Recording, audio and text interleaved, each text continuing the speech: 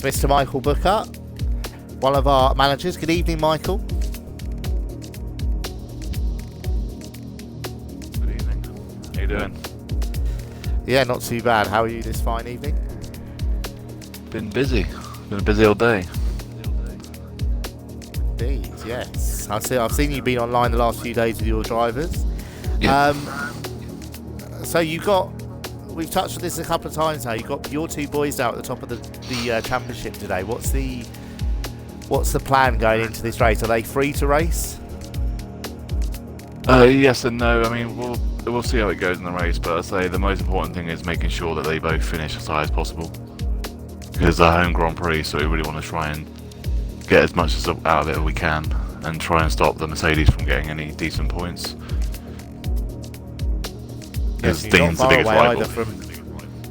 Yeah, because you're only a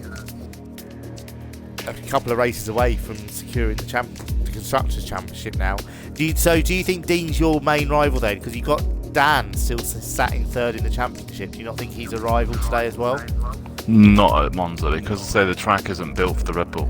The next two tracks, I mean, Singapore isn't either really, because the tracks are too fast. So I mean, it's all down to see what happens. But Dan's a great driver. I'd say he's consistent and he doesn't get many penalties, which makes a lot of difference in some of these tracks. I just don't think Monza is a track for the Red Bull, like the Williams and the Toros, and the Renault's going to have problems here. Yes, yeah, definitely. The lack of power from that Honda engine. Racing Point, they've had a couple of interesting races. They both qualified very, very well in both races, but they've made a couple of errors in the race. Is that something you've been working on during the week? Well, Ultimate's had the last race. He actually had a glitch where his car went under the ground of the game, and then game spat him out into the wall in thin air. So, I mean, that's just the parcel of the game. The same as Ollie with his car AI in qualifying and binned it into Boss Cookie's car. It's just glitches in Codemasters which we can't have about. I mean, they're both quick. They've both proven that it's a good track for the Racing Point here. So they could get quite easily being like the top 7 or 8 if they get the strategies right and actually perform to how good they can be. Because we know they're quick. They've already proven that in races they've already been in. Yes, definitely. And your other team, Haas, again powered with the Ferrari engine. Jamie had a great podium last time out. Do you think he can do that again? I mean, Gareth is just consistently bringing in home the points, which is great. But Jamie got a podium. Do you think is that something you're aiming for today with him? I've actually got Jamie to be one of the ones to watch here. Because he is looking super quick here. So he could take battle to Ferrari? I reckon he'll take the battle to the Mercs more than what the Ferraris will. Yeah. He could be a handful. So your prediction is you think the Mercedes are going to be the car to beat here? No, I mean I reckon one of the Ferraris, maybe two. It depends how well they both perform. But what I've seen of the Mercs around here, and times are setting, they're about even. But it's all on who makes the most mistakes. Because we all know the Merc is more rear end happy, which means it's curved and likes to fire you off somewhere, and the Pescari will eat alive if you have too much traction on that back exit. So it'll be interesting. Yes, well, your challenge from Red Bull's just made it a little bit easier. I've just been informed that Jamie Callan's unable to make it this evening, and they don't have a reserve, so we're only going to have one Red Bull on the grid again this evening. So a little bit less of a challenge from Red Bull. It's a shame though. It's a shame we can get a reserve in to fill it, but let's say it is what it is. But it'd be nice to have a fuller grid. But no one wants to win a race with a weaker grid. Otherwise, I could say it's always better to have a full grid. Indeed it is. Well, thank you so much for joining us. It's always great to talk to you before the race, and I hope your drivers have a good race. Thank you very much, thank you, and I hope everybody enjoys it and have a good evenings. Yes, you too.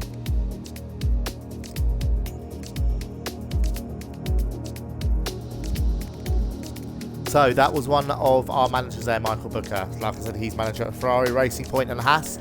Great to have that bit of insight from him here today. So the drivers are just readying up now. We're going to go straight into Q1.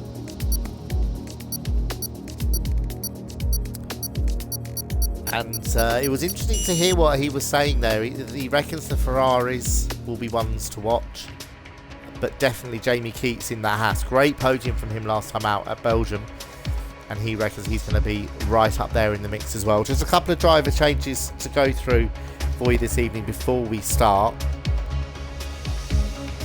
Jamie Callan, unfortunately, as I just said, is unable to make it this evening last minute. So there is only going to be one Red Bull car on the grid this evening. And in the Williams, Mr. Callum Harrod is unable to race this evening as well. And his place has been taken. We'll welcome him back to the league after a couple of seasons out. It's Mr. Matt Ashman is going to be racing in the Williams this evening. So he is coming back to the grid. So I will try and do a driver on board as well at some point to show you this track. It's such a fast racetrack here. And again, it's one of these older style racetracks, narrow, not that much runoff areas, especially down at the second chicane. Almost street-like feeling down there, where it is so narrow. But there's not a lot of margin for errors. Personally, I love these racetracks. You really do see the drivers having to work extra hard.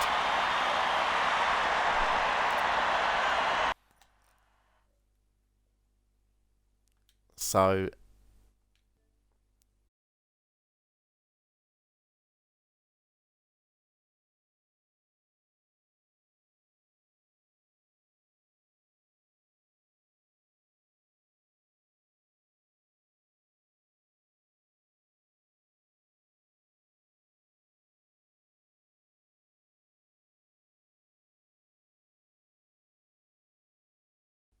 it is that just in the settings so you can all hear me properly. So here we go, 18 minutes. For those of you that don't know, 18 minutes for Q1. We lose the bottom 4 here, because of course we've only got 19 on the grid here today. So we will lose the bottom 4. And we've got cars coming out already. The first car out is Mr. Matt Ashman. Here he is in the Williams. So let's see how he can get on. Just to go through the Drivers' Championship, I touched on it very quickly there with Michael. Stephen Harrison and Anthony Barrow, 2 Ferrari drivers, are 30 points apart from each other at the top of the Drivers' Championship. Stephen Harrison leading that comfortably. Dan Blackwell's had a couple of poor races by his normal standards, and he is 3rd now in the championship. And then we've got the 2 Mercedes drivers. Joe Newman having an excellent season is 6th in the championship. And then the constructors, Ferrari have got a 191 point lead at the top of the constructors championship. Like I said to Michael, they're only a few races away now from securing that constructors championship. But we've got such a great battle going on for 3rd in the constructors championship at the moment. We've got Renault on 286 points, Red Bull on 275, and we've got Racing Point and Haas tied on 258. Very, very close. Also, another battle to watch out for further down the pack is there's 7 points between Toro Rosso and Alfa Romeo in the fight for 8th in the constructors as well. So there is a lot riding on this race. So here is Matt Ashman. This is Curva Grande down towards the second chicane. Well over 200 miles an hour. That Williams has been struggling. He's one of the slower cars, but here the deficiencies in the car won't be as evident around here.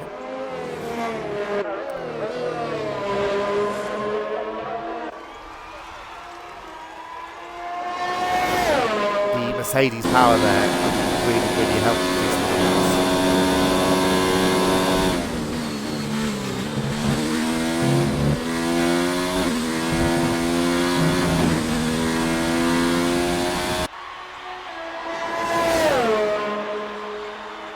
So Matt Ashman coming through to complete his first lap.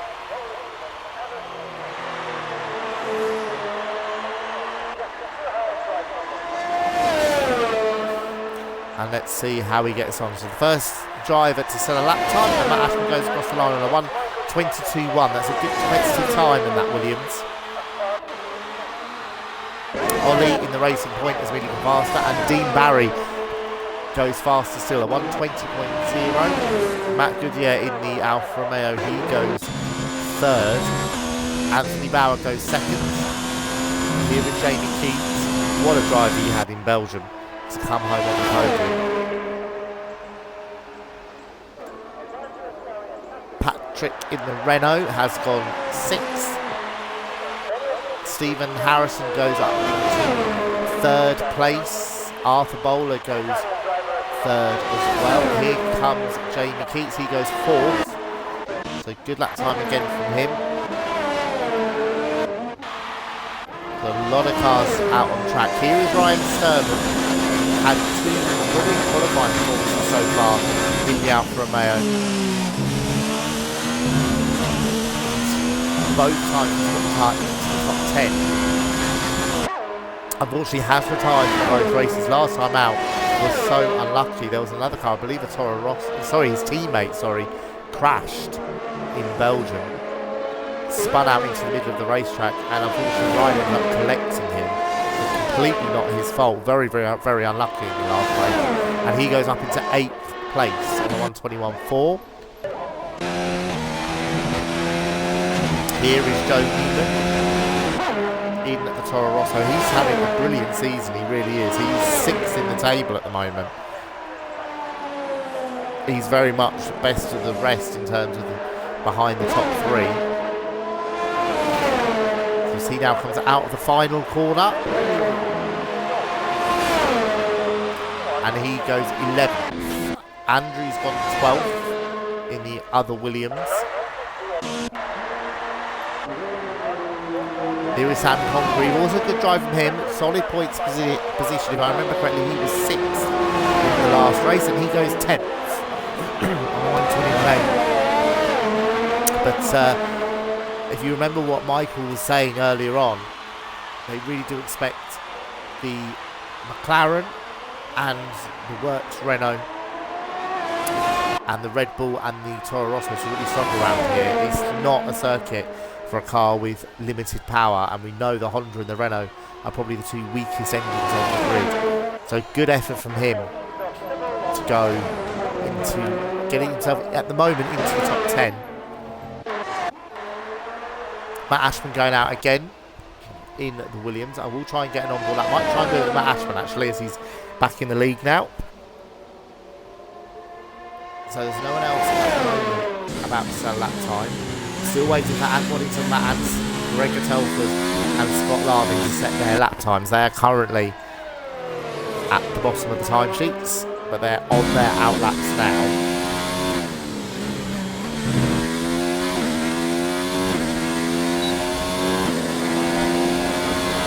Second DRS zone. I will discuss the DRS zone a little bit later on.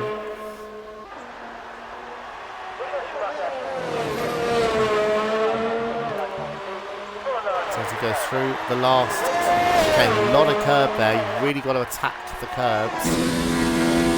So here we go. We're going to go for an on-board.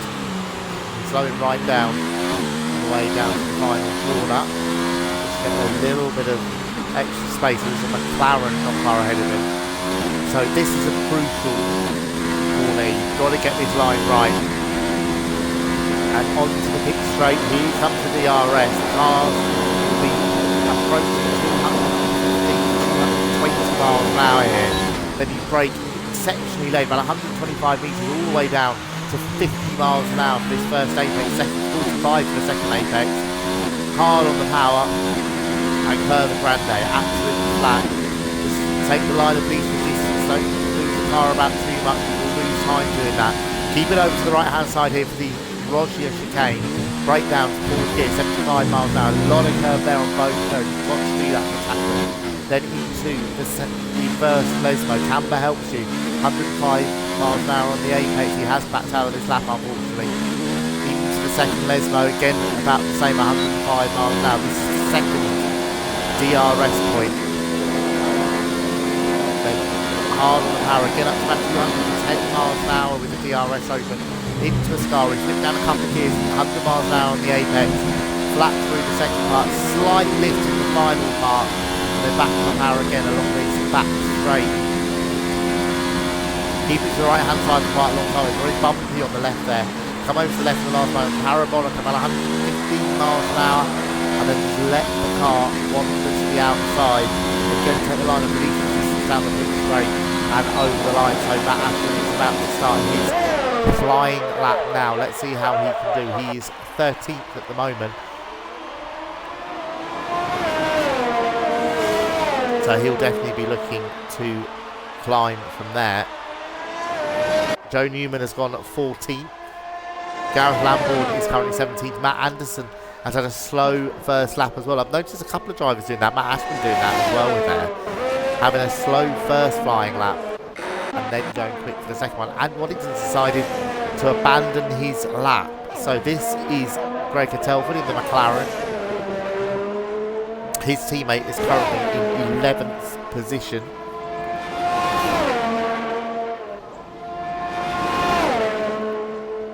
So him and Gareth have been having some great fights in the last few races, and he'll definitely be looking to get close to him. Gareth is 16th at the moment on a 1:22.9.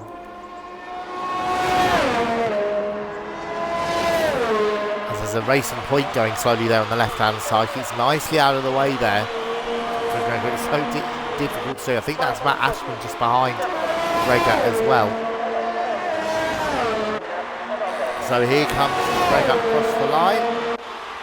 And his lap was disallowed. Matt Anderson, meanwhile, has improved and has gone a little bit quicker than his teammate and gone up to 8th position. So current top 10, Dean Barry is fastest in the Mercedes. Second is Anthony Bauer. Stephen Harrison is third. Then we've got the two racing points in 4th and 5th. Jamie Keats is 6th. Matt Goodyear in the Alfa Romeo is 7th. Then the two Renaults in 8th and 9th. Matt Anderson will be pleased to be in front of his teammate, but Patrick did set his lap time on the medium tyres. Ryan Sermon is 10th. Then we've got Dan Blackrod up to 8th place. So Sam Congreve is 12th. Scott Larvin is 13th. Matt Ashton is 14th. Then Joe Newman. Andrew in the Williams is 16th. Gareth Lambourne is 17th. We're still waiting for lap times from this man, Greg Telford, and Anne Waddington in the Mercedes. So we lose the bottom 4, don't forget. Oh, Greg had to get out of the way there. Racing Point, Toro Rosso crawling back to the pits. So let's see what his lap time is this time. As he goes across the line, he does a 23.1. So he stays in 18th position. Ant Waddington's gone out as well. We've got 6 minutes of the session to go. A couple of the drivers feel they're safe. So both Ferraris, Arthur Bowler in the Racing Point and Jamie Keats in the Haas have all retired from this session. So they do feel like they should be going through. I reckon they will as well. So for a lot of these fast drivers, it's just about getting through. That's all it's about. It doesn't matter too much where you are as long as you're in the second part of the session. So being 15th or higher.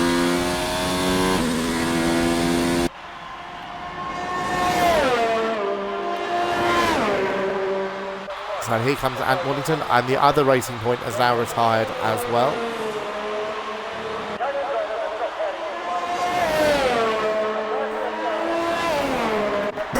Let's see what Ant Waddington can do. Let's ride on board with Ant.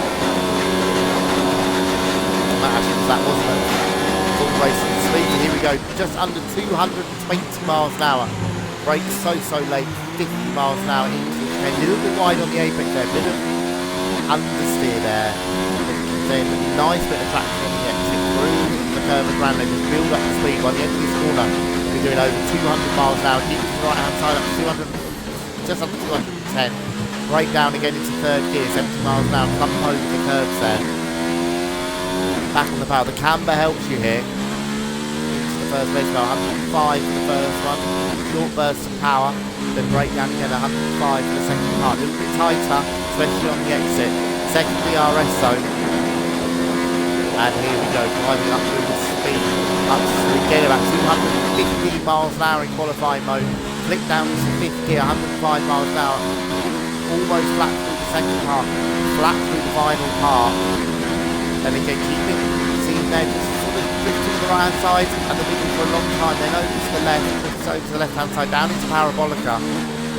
Final corner, 115 miles an hour. Get on the throttle as soon as you can. It's such a vital corner. Again, take the line, reaches the fourth line, and Anne Waddington goes 8th. So good lap there. Looks to be struggling a little bit with understeer. Might be wrong there. We've had a couple of other drivers feel they're safe. Both Renaults have decided they're safe. They're 10th and 11th. At the moment, in the drop zone is Joe Newman, Andrew Jack in the Williams, Gareth Lambourne in the Haas, and Gregor Telford in the McLaren. Here comes Matt Ashman in the Williams. He's got to find about a tenth and a half only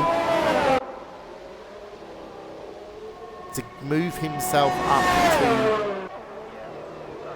up another position. He's currently just about safe, but with the likes of Joe Newman especially behind him, he won't feel particularly safe. Quicker than his teammate as well by a couple of tenths. We've seen Andrew and Callum have some very close races, some close qualifying times so far this season. So Matt will be pleased to be beating Andrew as they come up to the second point. He's fractionally down. If you can just find a little bit through the chicane. Oh, look at that, very, very wide.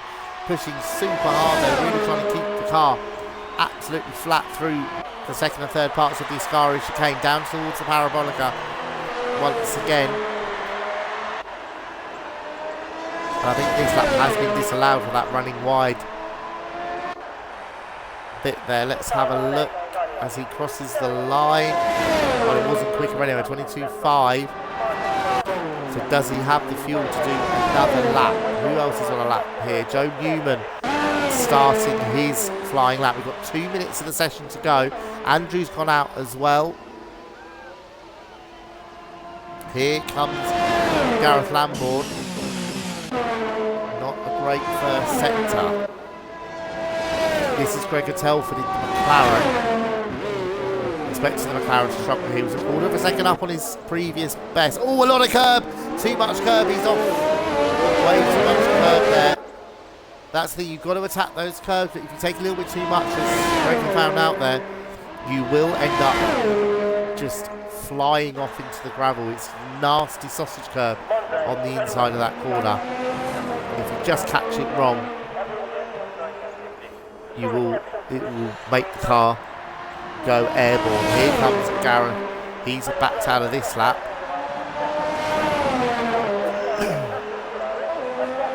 So Matt Ashman looks like he is going again. We've got a minute to go now in the first part of Q1. Here comes Joe Newman as he comes across the line. Is this enough to knock Matt Ashman out of the session? Not quite. Does he have enough fuel to do another lap? It is quite close here. Andrew out as well in the other Williams. Let's see how he's getting on. I'm just going to see how the two Williams are doing. I have been joined in the commentary box by Mr. JBL, who is one of the managers as well. Good evening.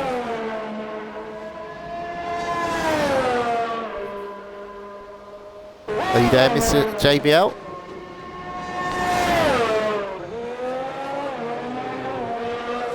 Might be a few technical issues. Oh, yes, he's there. Hello. Hello. How are you doing? You okay?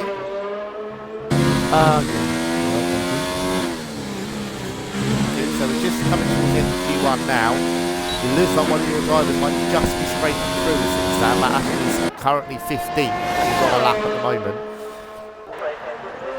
You've got, obviously you manage 4 teams, just so everyone knows. You manage Mercedes, Renault, Alfa Romeo and Williams. Starting with Mercedes, how do you think they're going? Do you think this will be their sort of circuit here? Power circuit, of course. The teams with the Ferrari engines will definitely have the advantage over in this track. Ferrari had the most powerful engine at the moment, so Ferraris will be fast around here. However, Mercedes are close behind. The racing point is also very drag and will be fast in the straights as well.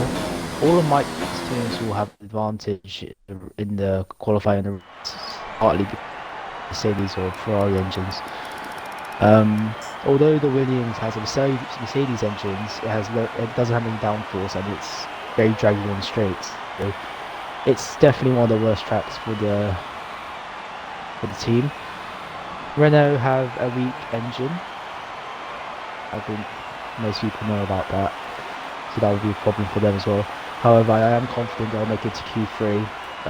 They have a few tactics up their sleeve, and I know they're going to execute them. Mercedes, I think,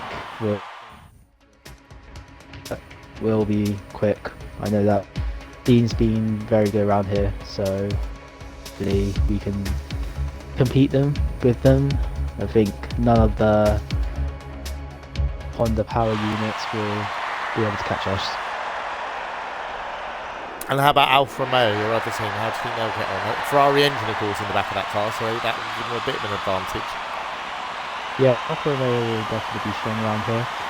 It's probably one of the best tracks on the calendar, so hopefully we can see. And I was saying earlier on in the stream about Ryan Stern, he's had 2 brilliant qualifying. He's been very unlucky in the races, certainly last time out of Belgium. Has that put him on a bit of a downer, or is he feeling okay in the run up to this race? He's just going trying to enjoy the race. He's feeling slightly down, but I know he is competitive enough to try to fight for positions. Indeed, yes, and you must be delighted at the moment with your Renault team. I know this is going to be a difficult race for them, but they're up in the constructors now. You can't have dreamed of that at the start of the season. Yeah, definitely not. I think the signing with Patrick definitely helped us to jump up the order, especially overtaking Red Bull. Especially when they have only one car for last weekend, which would fit the Renaults very much. So hopefully we can get a good result, especially at a track where we're not that competitive around. Excellent. Well, thank you so much for joining us. It's great to have your insight, and I hope your boys have a good race. Yeah, thank you. No problem. So while we were chatting to Mr. JBL there, Q1 did end. Matt Ashman did unfortunately get knocked out right at the last minute by Joe Newman. Andrew's also out, so 2 Williams are out. Gareth 18th on the grid in the Haas, and Gregor Telford failed to come through, so he will start 19th. So into Q2. And for those of you that don't know, of course, Q2, if you qualify in the top 10, whatever time you complete this session, the fastest lap in this session, on those are the tyres you will start the race on. So you do sometimes see some different strategies with drivers starting on mediums or going for mediums in this sector of qualifying. This is Jamie Keats in the Haas. Real highs, had 2 great races, started at the back in Hungary, came through to finish 5th, I believe it was, if I remember correctly, and he had a podium last time out in Belgium. He's on a good run of form, and sorry, I thought he was going off then. He's not glitching the graphics there, but we heard he could be a dark horse, and he's starting on the medium tyres, so let's see how he can do on there. He did this in Belgium and it worked brilliantly for him, so he is the first person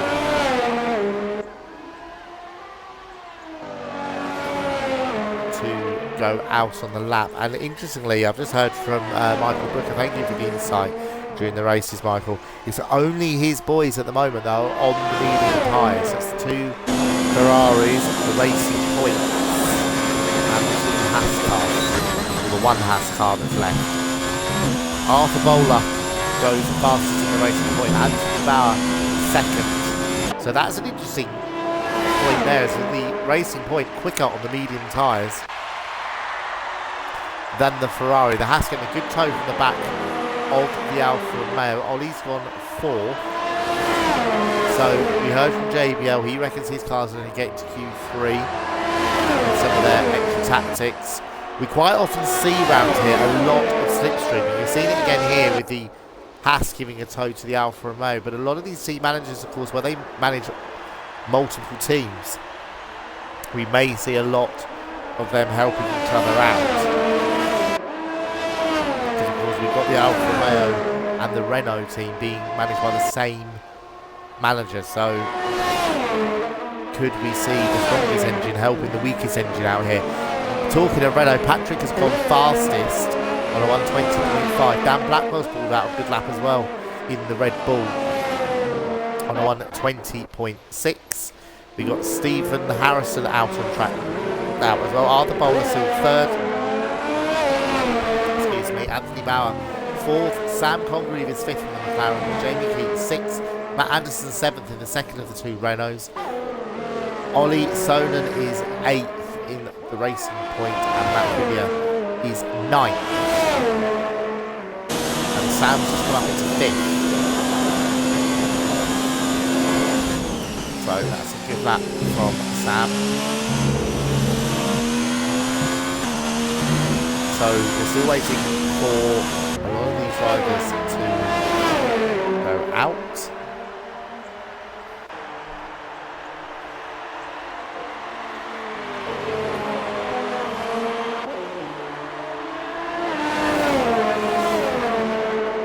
So here comes Stephen Harrison, championship leader, won the race brilliantly, got a long way down the grid in qualifying in Belgium. He got caught out and ended up not getting into Q3 and having to start 15th on the grid. Joe Newman has retired from the session. He's crashed, I think, somewhere, as Joe Newman. So that means he is going to be starting 15th on the grid. Disaster for Joe Newman in the Toro Rosso. Just scraped into Q2 right at the end of the session, and now he has retired from the session, so he is going to start 15th. Oh, look at that, Stephen Harrison really pushing hard in that Ferrari. It is interesting, we saw Stephen get called out in Belgium. He's not making that mistake both sessions. He's gone out early, he's determined to get himself into Q3 this time. He's also on the medium tyres there. And Waddington in the Mercedes also now has gone out on the mediums. In fact, both Mercedes are out on the medium tyres. As Dean Barry moves up to 5th position, 1:21.0. Here comes Stephen across the line. He goes 6th on the 21.2. So those medium tyres, they do seem quite a lot slower than the softs. We're seeing a Renault and a Red Bull up at the top, and they're a couple of tenths quicker than the guys on the medium tyres. So those medium tyres do seem to be struggling a little bit here. Here is Ryan Sturman, but we've seen this before, haven't we? The soft tyres. A lot of the midfield runners go for the soft tyres, a lot of the front runners go for the medium to try and get a better race strategy. And sometimes it works out very, very nicely for the midfield teams. They can pop a car into Q3 that they weren't expecting to do. So here comes Ryan Sturman across the line. He goes into 11th position, just outside the top 10 at the moment. Here comes Ant Waddington. Let's see what kind of lap time he is able to produce in that Mercedes. His teammate is 5th at the moment.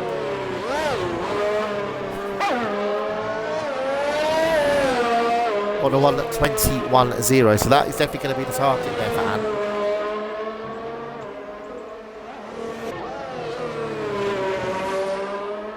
He comes out of the second layer of smoke, down onto the second DRS point on the circuit.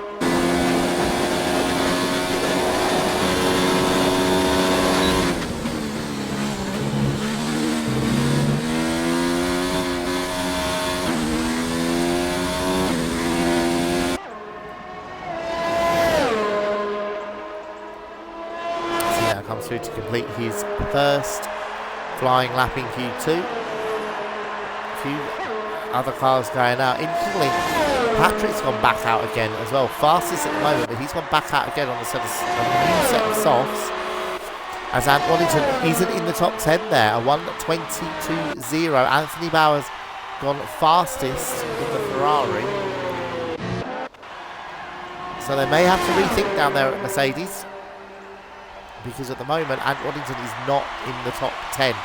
He's almost exactly a second slower than his teammate. So maybe there is a little bit more pace to be found. Jamie Keats has gone out. Again, he's decided to come back in. May have to go for a set of softs here. And the other interesting point here is that Ollie in the Racing Point has gone out again, but on the same set of tyres as it was on before. Now, if we look ahead, there we can see the two runners. That might be why Patrick is out on track. He's giving his teammate a tow. So you can see Patrick there, just ahead of Matt Anderson. Will he be giving his teammate a tow down the pit straight? He certainly is. And this will really, really help. We know that Renault is short on straight line speed and ultimate power. So if he can get any sort of tow, and they've backed out of it to let the Racing Point go, so not quite happening on this lap. Yes, this lap's been disallowed in fact for Matt, so they've got the fuel, they'll stay out there again. There is Matt Goodyear in the Alfa Romeo. He too has had this lap disallowed. It's so easy to do, take a little bit too much curb and you end up jumping a chicane or being deemed as jumping a chicane. You have your lap time disallowed. Anthony Bauer's decided that he's done enough. Scott Larvin's leaving it very, very late here.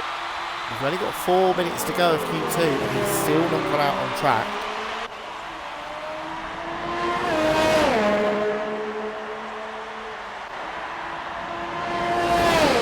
So here comes the Alfa Romeo.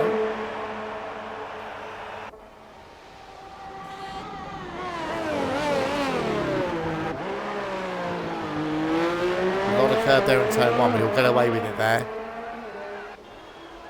Stephen Harrison's also decided that he's done enough and will be into Q3 quite easily. So yes, and Waddington's changed to a set of soft tyres.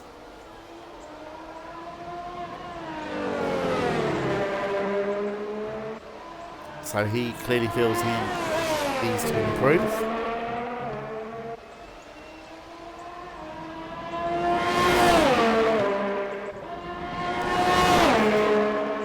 So let's see how Matt Goodyear is doing in the Alfa. He's 4 seconds up. He's at a very slow lap initially. This will just get him in front of his teammate at the moment. So it's very confusing having 3 Matts on the grid now. With Matt Goodyear, Matt Ashman rejoining, of course, and Matt Anderson in the Renault. Let's hope they're not in the same team, just to really confuse me at any point. But here comes Matt Goodyear across the line. And he goes third. What a lap!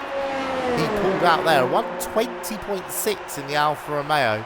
He moves into 3rd place. Excellent effort from him. That knocks Matt Anderson out of the session as it stands. Here we see Matt Anderson getting that tow from his teammate. Patrick has gone fastest and Matt Anderson moves up into 7th place. So Patrick there has gone fastest on 1:20.2. Matt Anderson up into 7th place. Now, Stephen Harrison must be sweating a little bit there in the pits because he's now down into 8th position and he's only not quite a 10th quicker than the cars just outside of the top, just outside of the top 10. So I'll be surprised if you don't see Ollie go out yet, but he is running out of time. He needs to get out on the track now because he's down in 11th position. He may not make it. He has now gone for a set of softs. He needs to be getting out on the track right now because otherwise he is going to run out of time. Jamie Keats has gone out. And I think that the Racing Point might have just run out of time. They are now letting him out on track, but I don't think he's going to have enough time to get round. He may have, well, he could possibly cut a couple of chicanes maybe to get there. Let's have a look, see what he does, because he's got 1 minute and 11 to do a lap that takes 1:20. So I don't think he's quite going to make it through. But Ant Waddington, here he is, 13th at the moment. He'll definitely be looking to get into the top 10. Let's have a look as he goes across the line. He goes fastest at 1:20.0.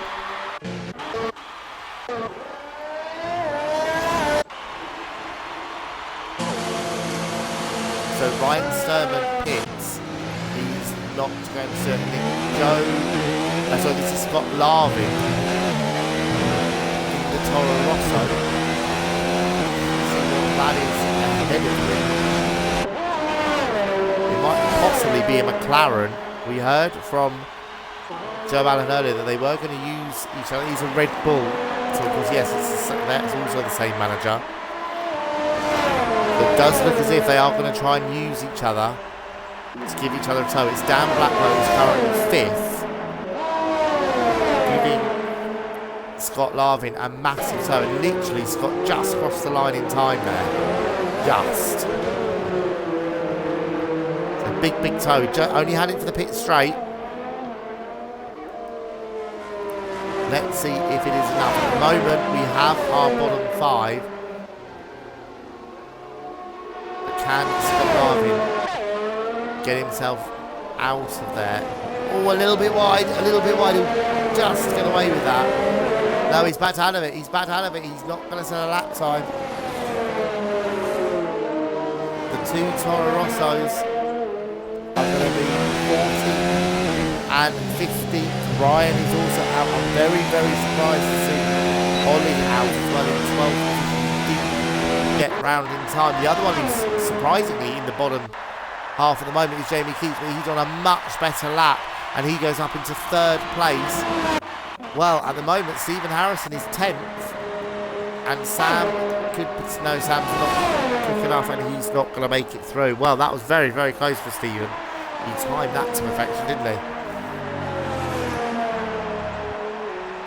So there we have our top 10. Ant Waddington, Patrick in the Renault, Jamie Keats in the Haas, Anthony Bauer in the Ferrari, Matt Goody, a good effort from him in the Alfa Romeo, Dan Blackwell in the Soul Red Bull, Arthur Bowler in the Racing Point, Dean Barry in the second of the 2 Mercedes, Matt Anderson in the second Renault making it through. So both Renaults, as their manager predicted, made it into the top 10, and Stephen Harrison just makes it through. The 5 cars eliminated. Sam Congreve in the McLaren just didn't have the power in the end in that Renault engine in the back of the McLaren. Ollie, surprising. I think he'll be disappointed with that. 12th in the Racing Point. Ryan Sturman 13th. Scott Larvin, I think, will be 14th on the grid. Joe Newman 15th after crashing out in Q2.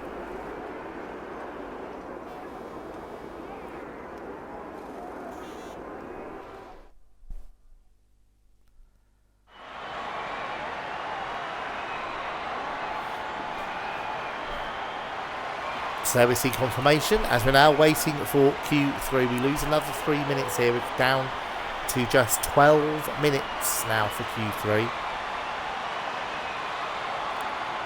Quite comfortably get 2 runs in here. He's not as long a lap as Belgium last weekend, where they only just got 2 runs in the 12 minutes. A little bit more breathing room here.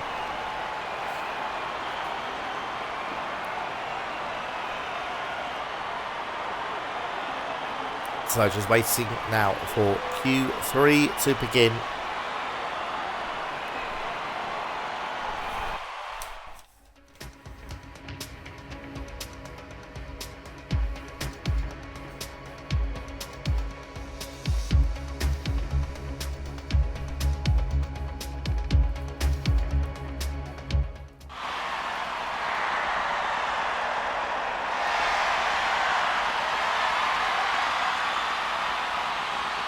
So here we go, 12 minutes of the session. of Q3 to decide pole position. Top 10 pole position shootout begins now. Who is it going to be? Is it going to be Anthony Bauer, who's taken the last 3 pole positions, converted 2 of them into victories, got hit by Dan Blackwell last time out. In Belgium, he won at Germany, won at Hungary. Can he take a 4th pole position in a row here this weekend? So one of the racing points is Arthur Bowler out immediately. We often see this in Q3, don't we, from the racing points. They'd like to be out early. So at least we're not having the debacle that we had in the real Italian Grand Prix last year, where they all tried to slow down to get a slipstream from each other and ended up all missing the session except for one of them. So let's have a look here. We've heard from 2 of the managers. I'm pretty sure the Ferrari with the strongest engine are the cars to beat, but look out for the other 2 Ferrari-powered cars that are in the top 10. That's Jamie Keats in the Haas and Matt Goodyear in the Alfa Romeo. We heard from their manager earlier on saying this is probably the best track on the calendar for Alfa Romeo. They should be looking quite good here. Matt Goodyear was certainly quick in Q2, 5th position. I know a few of them were around him or on the mediums, but still a good effort from him. So, Arthur Bowler to start his first flying lap. There's a yellow flag in section 3. That's just a Renault getting out of the way of Red Bull. And Arthur's had this lap disallowed. So just took a little bit too much curb there. So it's Anthony Bauer now will be the first man across the line. Here he is.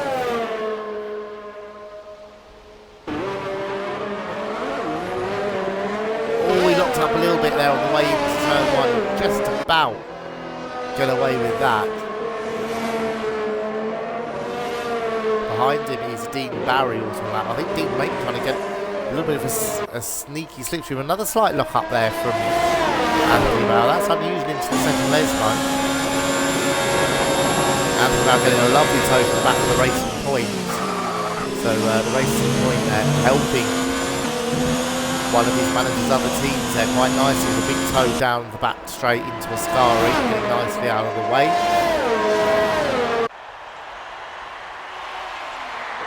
And Dan is out of the session. Dan has spun.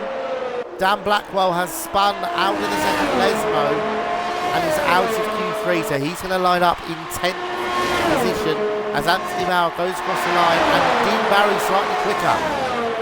Good effort from Dean there in the Mercedes to go fastest of all, but Dan Blackwell, 3rd in the championship, is out of the session. It looks like he spun coming out of the second Lesmo,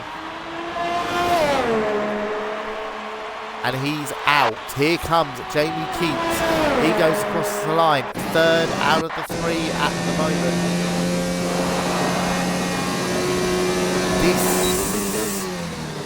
The next person across the line will be Patrick, and a bit of an oversteer moment there on the way out of the final chicane, and he's backed out of this lap, so he's not going any further. He's not going to set a lap time on this lap, and it looks like he might be just going again. So here comes Matt Anderson. In fact, Patrick's going to the pit, so Matt Anderson crosses the line. He goes forward, also with quite a slow lap there. 1:25.7. Here is Matt Goodyear, Alfa Romeo. Oh, big oversteer moment on the exit of the chicane. So easy to do there. You catch a little bit of curb on the inside, it upsets the back of the car, and it's easy to just lose the back end. Very, very lucky there. There is a little bit more runoff, otherwise he could have ended up in the wall. So that is going to be a slower lap time as a result, as he goes 4th. 1:21.3.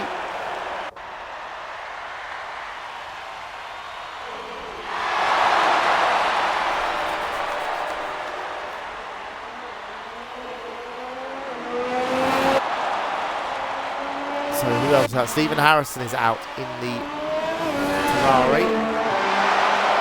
Here he comes down to the second chicane down at the Rosa chicane. The grid at the moment is Dean Barry in the Mercedes. Anthony Bauer second, Jamie Keats third. Matt Goodyear is fourth on the grid at the moment, and Matt Anderson is fifth. We're waiting for everyone else to set a lap time. Ooh, the Ferrari there, but we get a bit of a deep toe from back of Matt Goodyear on the way out of the second leg zone. But he's going a bit too slowly. Might do it. But will that affect his lap time?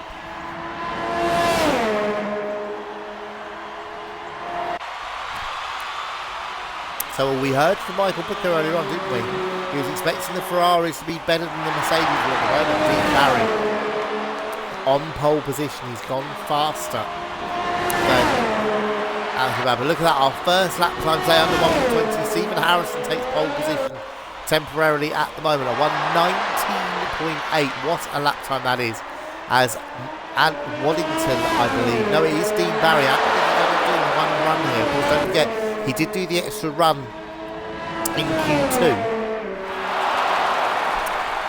So he has used up an extra set of soft tyres, which he didn't want to do. So that may be why he's just doing the one run in Q3. Arthur Bowler is out on track again. If I remember correctly, he went onto the mediums for Q2, so he does have that extra set of softs.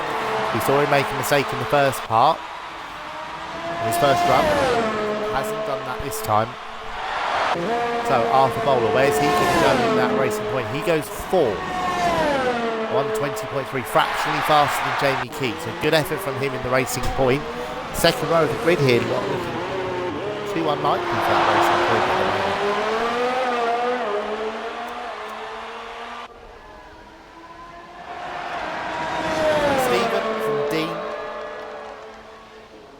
Anthony Bauer, Arthur Bowler 4, Jamie Keats and Matt Goodyear make up row 3, Matt Anderson row and Patrick row 4. We know Dan's going to be starting 10th after crashing out. So, can Dean Barry snatch back pole position? He's got to find about a quarter of a second, and he got a little bit wide. He ran very wide in the first part, just outbrakes himself. That cost him time in the second part. As the Alfa Romeo comes out on the track as well. Jamie Keats is going again. He's only 10th and a half down though in the first sector. It's not impossible. Jamie Keats is 10th up in the first sector. That will lift him onto the second row of the grid at the moment as things stand. Can he get himself in amongst the Ferraris and the Mercedes? He's about a quarter of a second up. That wouldn't be far away. If he can find a little bit, he's actually gone purple in the middle sector.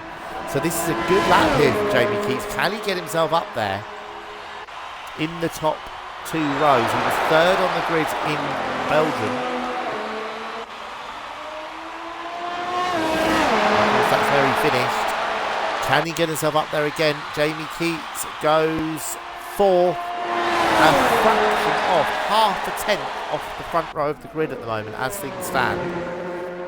So Anthony Bauer is slightly up. Dean Barry's has abandoned the lap. Dean Barry is not going to improve, and I don't think he'll have enough time to bolt another set of tyres on that car. He might just. 2.5 minutes of the session to go.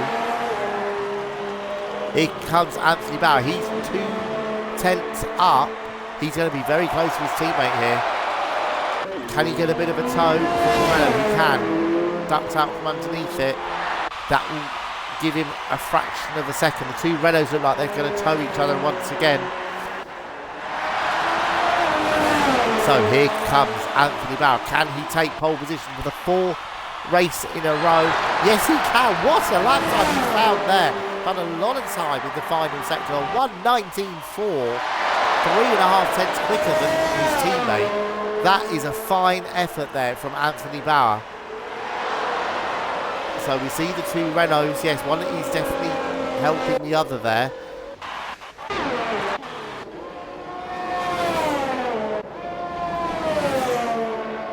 So Patrick got the big toe down the pit straight from his teammate. What can he do with it now? So it's an all Ferrari front row. Jamie's back out of it. He isn't going to find any more. That's it for him. Let's see what Patrick can do. And Waddington's now out on his outlap as well. It's all happening here in the final minute and a half of qualifying. What can Patrick do? Oh, he's back right out of it. Is that slab? What is Renault doing here? Well, Patrick lets his teammate go again. Are they going to do it again? Matt Anderson at the moment, 7th. Are they trying to compromise? Are they compromising his qualifying to help his teammate out here?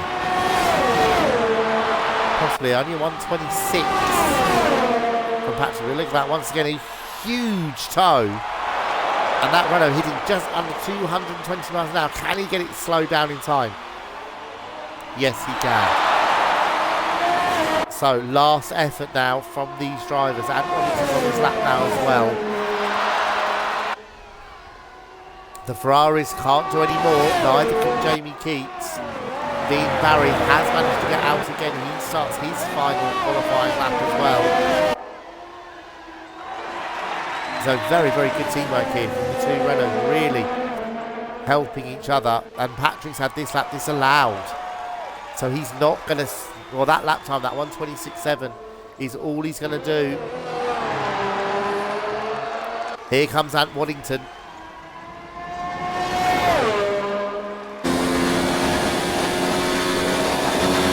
Down into the final Astarin chicane, still Anthony Bauer on pole position. What can Ant do here? His teammate's on a 120.0. Can he get himself anywhere near that? What is Dean doing? He's a fraction up in the middle sector. That's going to be enough to maintain what is 4th at the moment. And Waddington goes 5th. A fraction off his teammate. So good effort from him. What can Dean do? Here we go. He's coming through the final. Oh, he's backed out of it. He's not going to improve. So that is our grid. No one else is on the lap.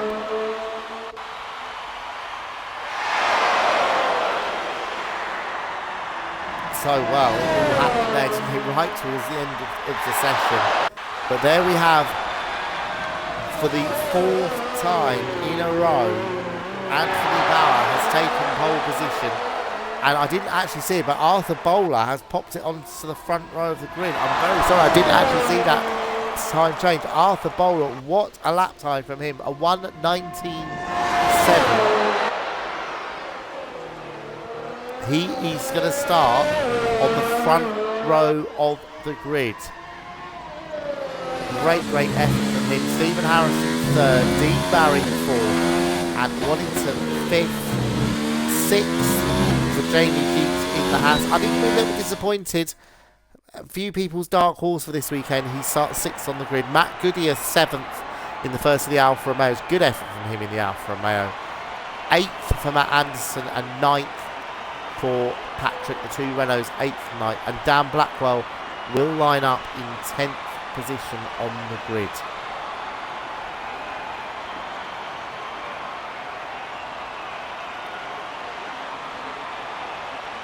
So 4 pole positions in a row for Anthony Bauer. Can he convert it into his 3rd win out of the 4 races?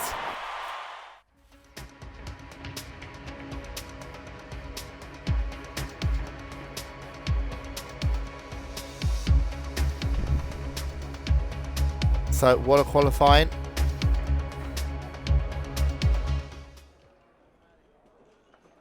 We're now going to have a short break. I will be back with you for the start of the race. It promises to be an absolute brilliant race. I'll talk to you again in a few minutes.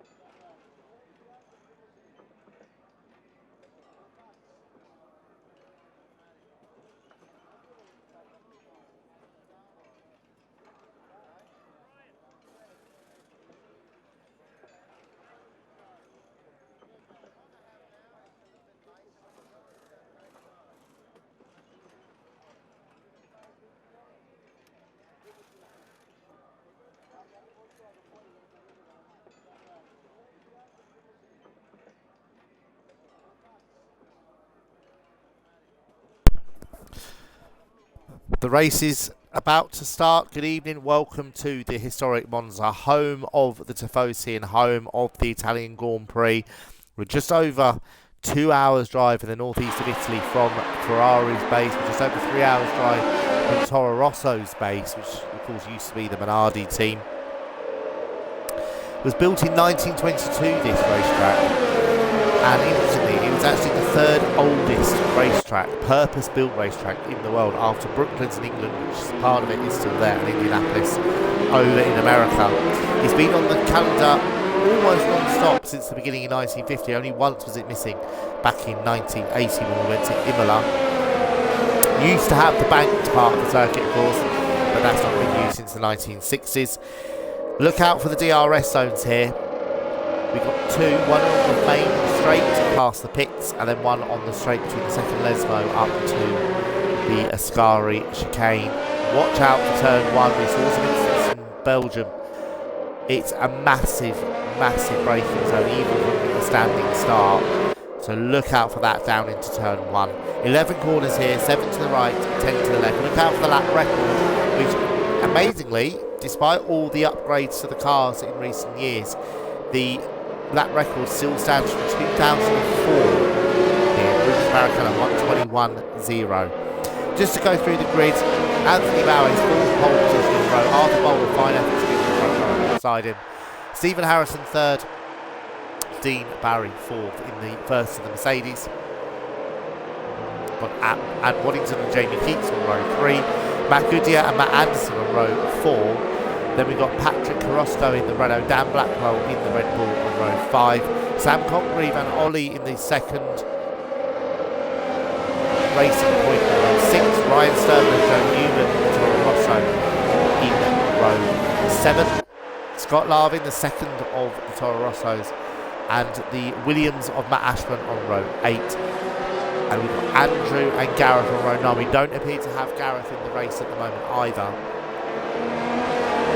There's only like 18 starters. And they're all coming to line up on the grid now. Favourite part of the race is you see all the drivers lining up on the grid. The tension will build.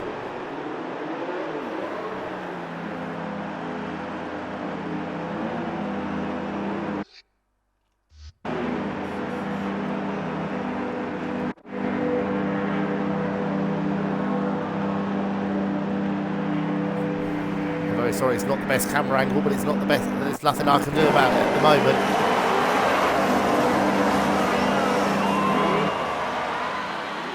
Here we go, that's better.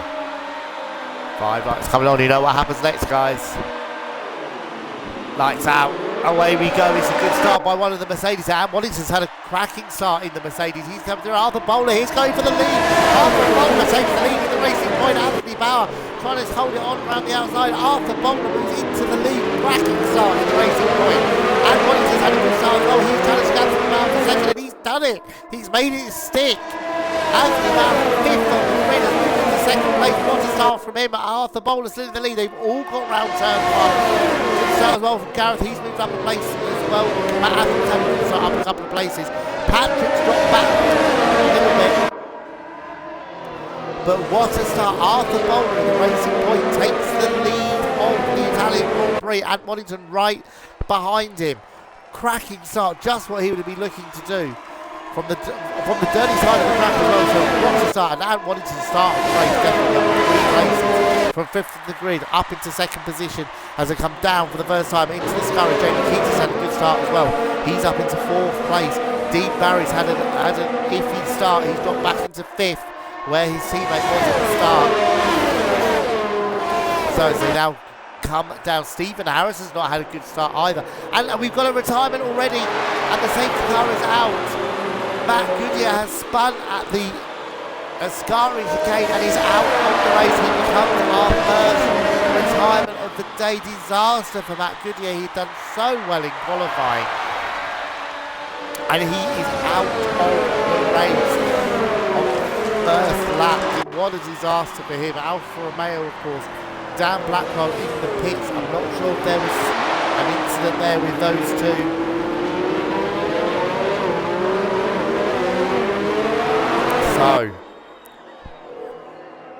well, they all got through the first corner. It appears that Gregor Telford has had some technical issues.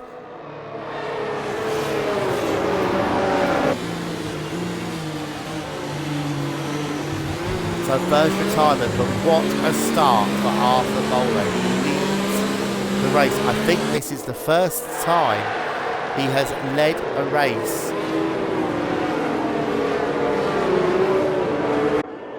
and, well, here we are. The Ferraris 1 and 2 on the grid, don't forget, they're now 3rd and 7th. Sorry, 1 and 3 on the grid, sorry. And they're now 3rd and 7th, so not the best starts.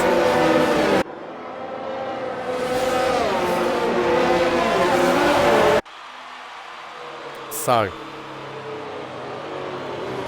behind the safety car, we've seen this safety car out a lot in the last few races. In Germany, we had 4 or 5 safety car periods, some full safety cars, some virtual safety cars. It's good news for Dan Blackwell. He's involved in another incident in the first lap, but he is now at the back of the grid 3 races in a row now. He's had incidents in the first lap and he's had to pit. So just to run through the order once again, Arthur Bowler on lap 2 now. Arthur Bowler leads and Robinson second. Cracking start from Ant, really was. Anthony Bauer is third. Jamie Keats fourth. Dean Barry is fifth. 6th is Matt Anderson. He's had a good start as well from 8th on the grid. Stephen Harrison was disappointed in the start. He's 7th. Sam Conway's had a good start as well. He's up 3 places into 8th position. Patrick Orozco's 9th in the second Renault. Ryan Sturman will be happy with that as well. He's up to 10th and 13th on the grid. Matt Ashman as well from 16th on the grid. He's now in 11th place. You just see him there in the Williams. He's had a very good start. Ollie is 12th for Racing Point. Then we've got 2 Toro Rossos in 13th and 14th. Gareth Lambourne. We say it all the time about Gareth, or I say it all the time about Gareth. He keeps out of trouble every single race. He's done it again, and he's climbed 3 places from 18th on the grid to 15th in the race. Andrew is 16th, and Dan Blackwell is at the back of the grid after his pit stop.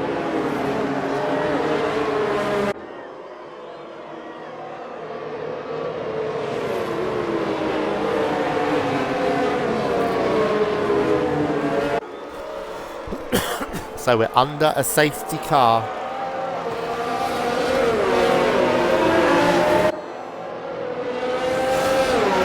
We're on lap 3. Now the safety car, I would think, will probably be coming in at the end of this lap. They've cleared the Alfa Romeo away now.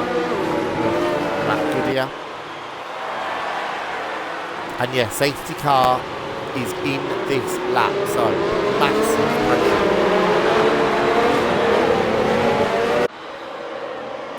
for Arthur Bowler. Racing Point leading the race for the first time in this league. Look at Ant Wallington there, trying to get alongside him. They've got that pass from the start finish line, don't forget. But it's such a long run down to turn 1 that if Ant can time this right, Arthur looks like he's bolted, and he's timed it well because he's got a bit of a gap on him and has got a great century here. So no DRS at the moment, but Arthur Bowler leads across the line. Now, Arthur's feeling the need to go defensive. Ant Watson's going to have to go around the long way if he's going to make this. Don't forget as well, of course, Arthur's on the medium tire. Ant starting on the softs. And they're all very well behaved once again into turn 1. Joe Newman and Scott Larvin, the 2 Toro Rossos, getting very close. But Ant Waddington, for his strategy to work, he needs to get past Arthur as quickly as possible as they come down to turn 1. Arthur going to a turn 4. This is Roger Chicane. Arthur's just run a little bit defensive, but he still leads away, I think. And Stephen Harrison's got past the Renault, using that superior power in the Ferrari to get past the Renault. So look at this, who would have thought that we've got a Racing Point and a Mercedes 1 and 2 at the moment. Jamie Keats as well looking menacing there in 4th place in the Haas. And the top 4 are breaking away. Dean Barry and Stephen Harrison just been dropped a little bit. Jamie getting very close to the back of the Ferrari there. So, well, I'm so pleased for Arthur Bolton. We heard him from his manager. He had a glitch in the game in the last race, and that cost him.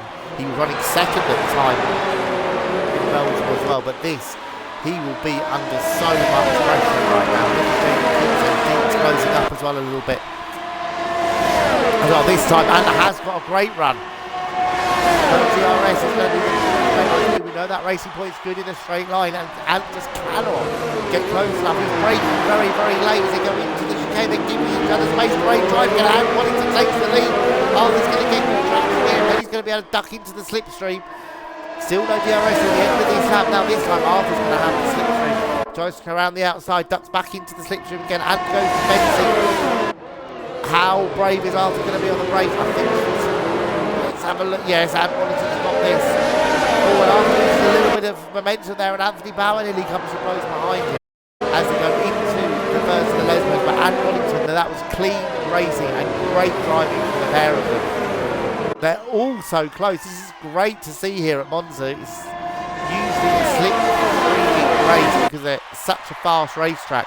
Can Ant Waddington now pull away? He's got to really to make his strategy work on those soft tyres. Patrick's got past his teammate. I just saw that move happening in the background. He's now up into 7th place. He's so close out here. Look at them. Arthur Boland shaping up again on that Waddington here. He hasn't given up on him. He's getting a little bit wide in the corner. So that is now going to give Anthony Bauer the momentum. The DRS is now enabled to send him over the line. Anthony Bauer does find a way through after staying in the system. That was Ferrari. Bauer so good at Arthur Boland trying to go back through again. That was brave and brilliant driving from Arthur Boland. Anthony Bauer thought he had that move done. Arthur in the braking zone just dived through, and that was brilliant. Absolutely brilliant by Arthur. Arthur reclaimed second place. And Waddington now just stretching away a little bit up there in the lead. Look at this train of cars behind Arthur Boland, all the way back to Ryan Sturm. We've got Sam in there as well. Ollie's not far behind that there.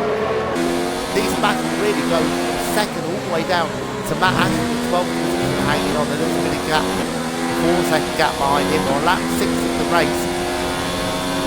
And Waddington's just now broken the DRS with 1.2 seconds clear in the lead, who doesn't have DRS right now.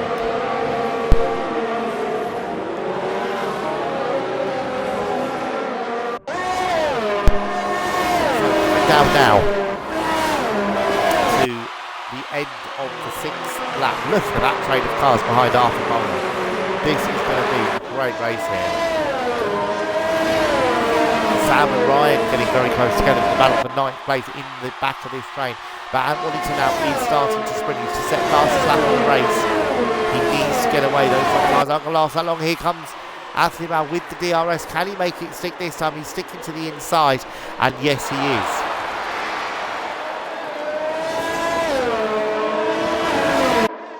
So, lap 7 of the race. Anthony is 1.6 seconds. Anthony Bauer has made a stick. He's up into second now. So can Arthur Boland now withhold the challenge from Jamie Keats behind him? That's the battle going on for 3rd place now.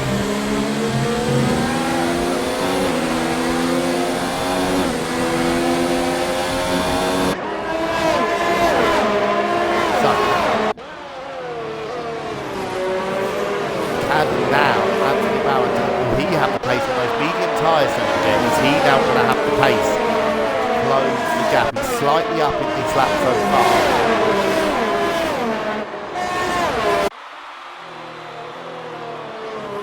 It's Ant leading by 1.5 seconds. Arthur Boland's taking on very nicely. In 3rd place, Jamie Keats is just behind that in 4th. Fastest lap from Stephen Harrison. Here we see now, and Jamie Keats trying to go defensive. Stephen's just about on the inside line, and Stephen Harrison moves up into 4th place. So Stephen coming back from the field after his poor start. He was 3rd on the grid, don't forget, got to 7th at the end of the 1st lap.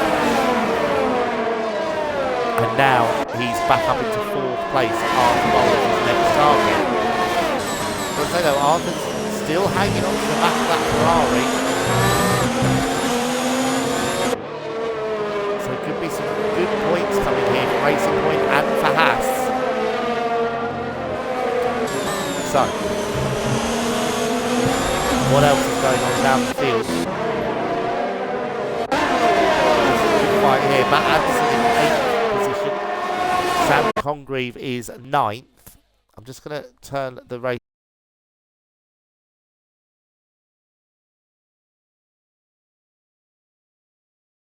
This is the game voice. So, there we go. I think that up.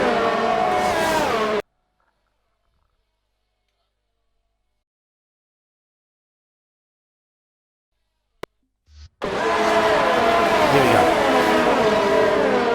Sorry about that, everyone. But yes, Anthony Bauer is closing the gap now, and he's dragging that whole train behind him. Stephen Harrison now moves up to 3rd place. He's gone past Arthur Bowles. Arthur's early experience in the lead are very much over now. He has dropped into 4th place, but crucially, he's hanging on to that lead because Anthony Bauer's dragging that lot behind him with him.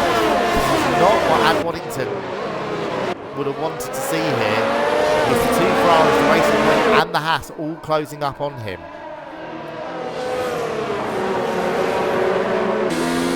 So, how much pressure here can Ad Waddington cope with in the lead?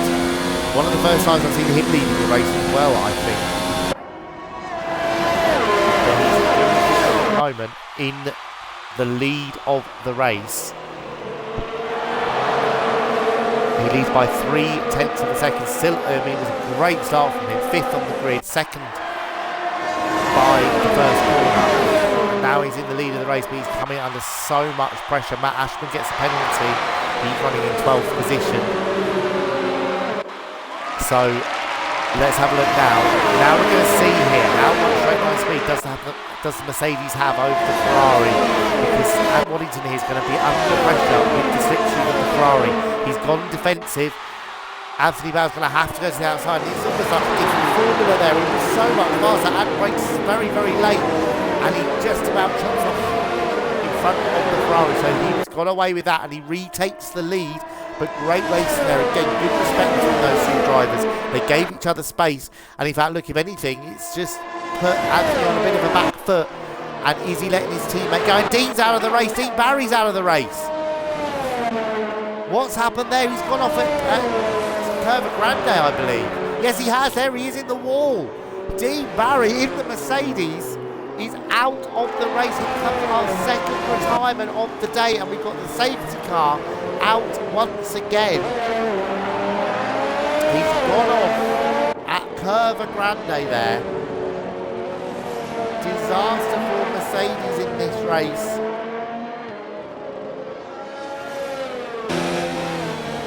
Unbelievable.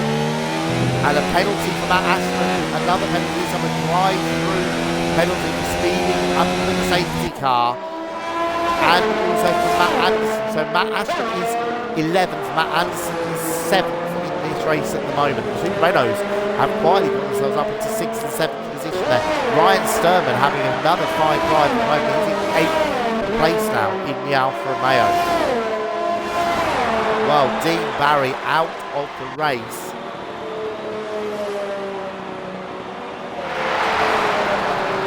Spun off, it seems, at Curva Grande, and he becomes our 2nd retirement of the day. Jamie Keats has taken this opportunity to pit, so has Sam. And Jamie Keats has gone for hard tyres, so he might be going for the end of the race here.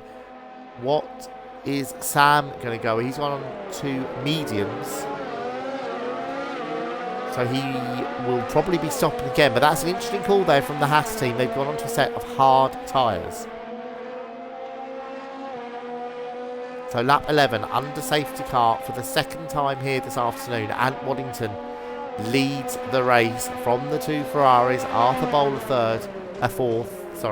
We've got the 2 Renaults in 5th and in 6th position. Ryan Sturman now up into 7th place after the pit stop of Jamie. 8th for Ollie.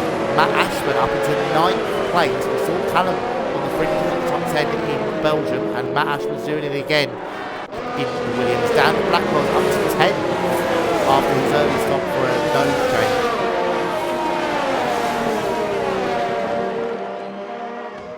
11th for Scott Larvin, 12th for Joe Newman. Gareth Lamborn again keeping himself out of trouble. He's up to 13th position. There he is in the Haas in the background in 13th. Now ahead of his teammate after the stops. Sam Congreve is 15th. He's also stopped, and so has Andrew in the Williams. He's dropped to 16th position. Don't forget here, whoever finishes will score points.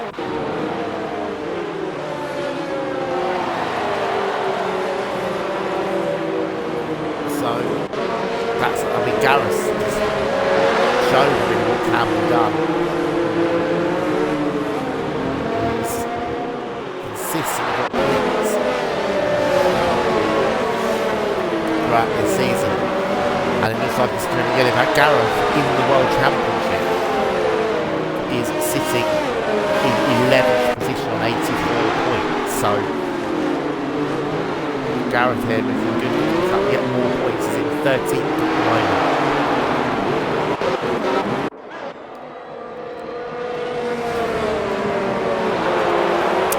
So interesting call though from the Haas team to pick Jamie Keats and put him on a set of hard tyres. They are quite a bit slower, of course, but they should last to the end. Long way to go, but they should do it. And if he can get some good pace out of those tyres, it'd be interesting to see where he pops out in terms of those he was racing. He was 5th before the stop, but he was right on that leading group, of course, with the top 4. So let's see how that pans out for him.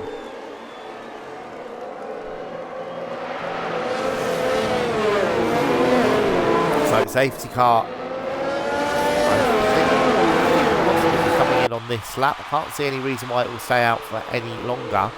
And yes, indeed, the safety car is coming in at the end of this lap. Now, I don't think that Watson's done a safety car restart in the lead so far this season. So similar to Arthur, lots of pressure. He's got to get the timing right, get enough of a gap between himself and the safety car. It's such a fast runner course in the pit lane. It's easy to misjudge where the safety car is in relation to him. We'll let that safety car hit. Halfway round Parabolica. So they're all and Ant's gone. He saw the Ferraris weaving behind him, and Ant just bolted immediately. Good call from him. And of course DRS has been disabled for a couple of laps. But look at the Ferraris, they've had such a run out of the final corner. Ant's swapped by the two cars and horses here, one either side. And Anthony now takes the lead. Stephen Harris is up the inside as well. Look how late they're all braking. They are all, and Wellington's hung on to the lead somehow. How has he done that? He made so much pace for turn 1. He looked like he was going to lose the lead, but he hasn't. He's hung on, and Wellington carries on in the lead. Arthur Bowler's looking at the second Ferrari. The only change that's happened there is Stephen Harris has got ahead of his teammate. That's crucial for the World Championship. Those two fighting each other, of course, 30 points in it. And Anthony Bowers had a really good run, unlucky in Belgium. He's won 2 of the last 3 races and had 4 pole positions in a row. So can Hamilton start to break away from those Ferraris? We saw before the safety car that those Ferraris really do seem to have a measure of him. How long can he hang on in the lead? Because those soft tyres he's on now will be well past their best. And lap 13 of the race, plus the 3 laps of qualifying. And look, again, Stephen Harris has had such a great run out of the Ascari chicane. He's going to make this. We've got another retirement. Joe Newman's out of the race. And once again, we've got a third safety car in 13 laps. Joe Newman is out of the race. He has spun coming out of the Ascari chicane. And Hamilton this time takes the opportunity to pit. So he didn't do it last time, he has done it this time. He is going to drop to the back of the field though, don't forget. And Jamie Keats is pitting as well. He obviously doesn't like those harder tyres. Has there been contact. And another penalty for Matt Ashman. He's collided with Ollie. So Matt Ashman up into 8th position, but he's still got his drive-through penalty to come. And now at his first stop, he's got a 5-second penalty to add on to that as well. So not been a great race for Matt Ashman so far in terms of penalties. Good race in terms of position. He's up into 8th position. So Admonington indeed comes out in 14th position on a brand new set of medium tyres. Be interesting to see how long he can make those last. Jamie Keats has come out at the back of the field, also on a brand new set of medium tyres. So those two might have to stop again. Lap 14 in this race. The race order behind the safety car. The two Ferraris, Stephen Harrison leading from Anthony Bauer. They're 1 and 2. Third is Arthur Bowler in the racing. Still having a fantastic race. The two Renaults are up into 4th and 5th position. The car that's probably certainly one of the weakest in power. They've done remarkably well here, and they're up into 4th and 5th position. Ryan Sturman having also a brilliant race as well. He's 6th in the Alfa Romeo. His teammate crashed out on lap 1, of course. Ollie in the second racing point is 7th. Matt Ashman is 8th. Dan Blackwell's recovered to 9th position. Don't forget he has a pit at the end of the first lap. 10th now Scott Larvin in the sole remaining Toro Rosso. We've got Sam in 11th. Gareth 12th now in the Haas. 13th and 14th and 15th. And last of the runners at the moment is Jamie Keats after his second stop of the day. 3 safety cars within the first 15 laps. Well, a lot of action here, and Matt Ashman has decided to pit. But I don't think they'll add his penalty on at this stop because we're under safety car. So that will drop back to the back of the field. And Jamie's retired from the race. Jamie Keats has driven into the pits and has retired from the race. My goodness me, what is going on here today? 4 retirements in the first 15 laps. I'm going to try and find out what happened to Jamie there, but well, how much more action is there going to be here in this race? We're on lap 15 of the Italian Grand Prix. We've already lost 4 cars, and 2 of them were highly likely to finish in the top 5.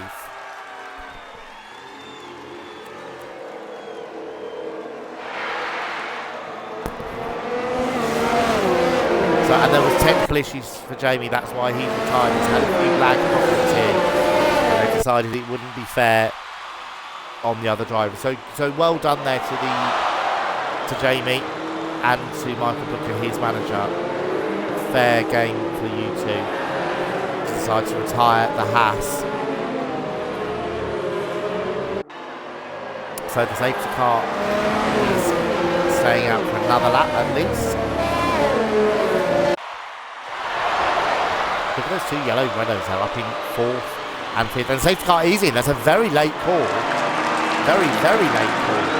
The safety car coming in. So that's caught everyone out there having to back up right by the final corner. So Stephen now bowls. Look at the and there's another penalty for Matt Ashman under the safety car. So that's his 3rd penalty already. So Stephen Harrison does hang on down into turn 1. Anthony Bauer is 2nd. Arthur Bowler 3rd. The Renaults are coming right behind him. They've all behaved themselves once again. Exemplary driving from the drivers today in terms of the start and the restarts we've had. Been no major incidents with either of them. And I believe that the Ferrari might be hitting Anthony Bauer. Just received a penalty. That'll get added on to the end of the race. But Anthony Bauer, I think, might just be pitting here on this lap. But that's a bold call. But maybe he feels he can't get any further on those medium tyres. The Ferraris are leading her now. Just starting to stretch a bit of a gap to Arthur Bowler behind them. Patrick hanging on very well indeed in 4th place. Then a bit of a gap behind that. We've got Matt Anderson, Ollie up into 6th with Ryan Sturman. And Waddington's carving his way through the field. He's now up into 10th place. Don't forget he was second to last after the restart. And already he's up into 10th position now. Matt Ashman as well up into 11th. So, and Stephen does stay out. So, look at this behind. Has the Renault got the straight line speed to in any way compete with the Racing Points? It's going to have to be a late break dive when we have no DRS at the moment. And Patrick very late on the break and he's made it stick. Arthur's hung on around the outside. Who's going to have the better traction? You would think the Renault would have the slightly better traction on the exit, and indeed he does. Great driving going on. Arthur really driving well here today, really being very fair. Overtaken or being overtaken, and he's going to go back round the outside of Curve Granite into the second chicane. Very late on the brace link, steel wheel to wheel, and Patrick had to cut the corner there to avoid an incident. Now, will they make him give that position back? He'll certainly be given a penalty for that, as Dan Blackwell pits again down in the back of the field. So brilliant driving going on here. So the 2 Racing Points now are 4th and 5th. Something's happened to Matt Anderson. He's got all the way back to 11th position. And there's Anne Waddington getting past Sam Congreve. That's the battle for 6th position now. And the other driver going very well. Here he is Andrew, the Williams. He's up into 9th position. He's already stopped in this race. Everyone ahead of him hasn't stopped, of course. So he's looking very, very good as well. The DRS has now been enabled. So let's see who is close on track. But Andrew driving a good race, but he's so frustrated with the last couple of races where he's failed to finish, retiring early from both the first lap in Germany, then retired on about lap 5 and 6 in Belgium. So he has been very, very frustrated with that. Lap 18, Matt Ashton in the pits again. I think that might be for his drive-through penalty, unless he's got some damage there. It does look like Williams are waiting for him. Yes, they are. Yeah, he has. There we see them waiting 5 seconds to start his stop. New front wing going on, hard tyres going on as well. He goes up to the back of the field. And look at this, the 2 Ferraris are romping away in the lead. And they are very close together. We heard from their manager Michael Booker earlier, they're allowed to race, just don't take each other on. The Ferrari, of course, on their home track. And they're leading 1-2. That's why you can hear the crowd in the background. Now, Stephen knows what's coming here. His teammates got the DRS and the slipstream all the way down to turn 1. He's defending the inside line-up. Anthony Power braking nice and late. Not quite late enough, and Stephen hangs on to the lead of the race. And Arthur Bowler's got past. Traction out of the first chicane. Past Patrick. I think Patrick outbrakes himself slightly into that first chicane. And now he has lost the position. So Arthur back up into 3rd place now. Oh, and one of the Ferraris is off. Anthony Power's got completely wide. Missed his braking point. And got completely wide at the second chicane. That gives his teammate a bit of breathing space. Bit of an error there from Anthony Bauer. Unusual for him. I've seen him make very, very few errors. But look at Waddington now. Don't forget, he was second to last. He was leading early on. He got back to second to last after pitting under the second safety car. And now he's in 6th position. Really fighting his way back up the field extremely well. His next target is Ollie in the Racing Point, who's having a quiet but very good race up into 5th position. So what's going to happen now with the 2 Ferraris? When are they going to pit?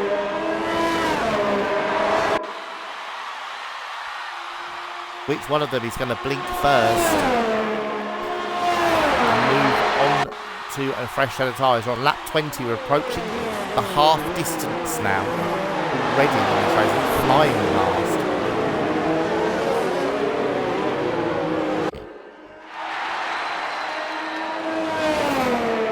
So Matt Ashton's served his drive through. He's had his 5-second penalty in the pit lane as well. So now, can Anthony Barrett close that gap? He dropped 2 seconds behind his teammate after that mistake at the second chicane. Very similar to what Nico Rosberg did, of course, at the Italian Grand Prix a few years ago under pressure from his teammate, but that was at the first chicane and ultimately cost him the race win on that occasion. But he is closing the gap. Stephen can't pull away. So close all the way down. Another penalty for Arthur Bowler. I think that's his second of the race. He's in third place, trying to make a break on Patrick. Who's having, you've got to say, having a good race in that underpowered Renault. Up in 4th position. And the Ferrari pit. Stephen Harrison in the pits is the first of those cars to blink. Anthony Power says fastest lap of the race as well. So really going for it. Now where is Stephen Harrison out? And Wellington does get past him quite comfortably, of course. And a penalty for Scott Larvin speeding in the pit lane. He's pitted as well in the Racing Point. So top 10. Anthony Power leads from Arthur Bowler by just under 3 seconds now. Patrick is 3rd. Ollie is 4th. And Wellington is 5th. 6th for Sam Connery. 7th is Andrew in the Williams.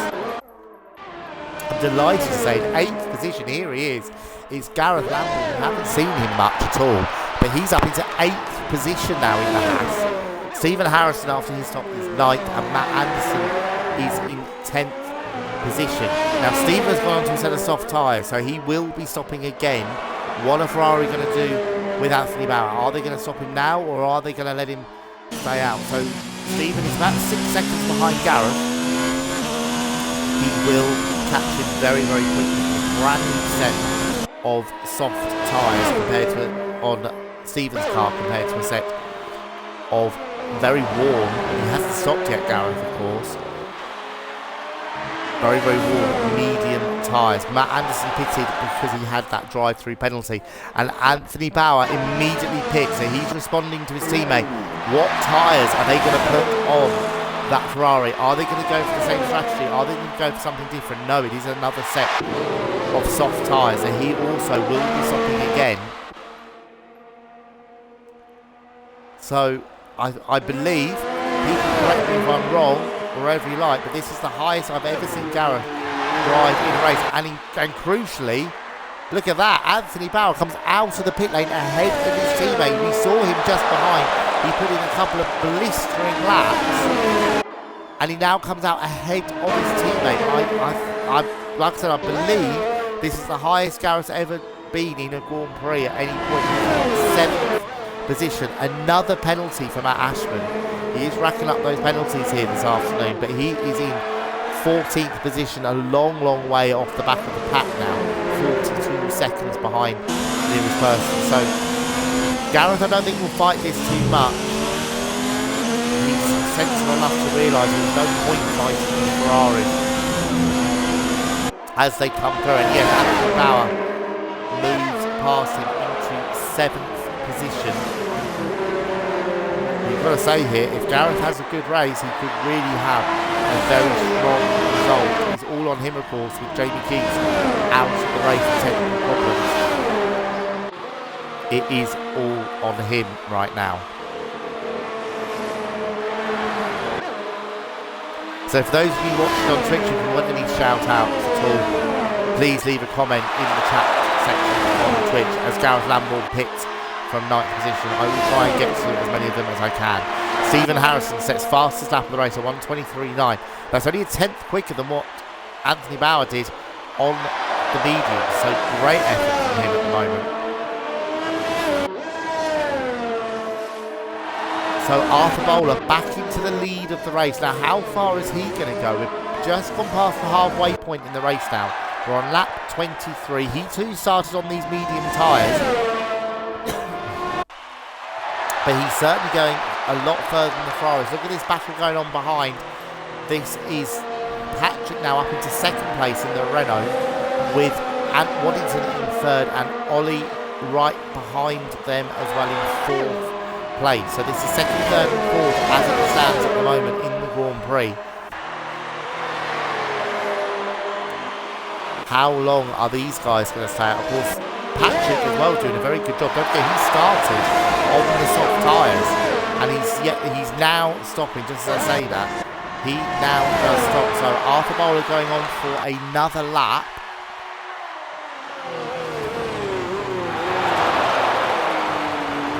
So this is now lap 24. Arthur Bowler leads by 3 seconds. Stephen sets a 1:23.2. Very, very good lap time. Anthony Bowers just got past the Williams and up into 5th position. So next target will be for his teammate to get past. But what a great race. We see some unusual drivers right up there at the sharp end of the grid. It's brilliant to see, brilliant for the lead. Shows what a good team of drivers we've got in the league right now this season. As Stephen Harrison gets past the Williams and up into 6th position. But Andrew's another one. If he can keep it on the track, he could be on to a very good result here in that Williams. So Arthur's got some good pace. He's only dropped back a couple of tenths at the moment to Patrick behind him. Sorry, not Patrick, and behind him. Ollie as well having a good race in 3rd position. It's first and third for Racing Point as Arthur pits. So Ant Waddington takes over the lead of the race. Arthur gets a penalty for speeding in the pit lane. Will they do it here or will they add it on to his time at the end of the race? No, they are going to add it on at the end.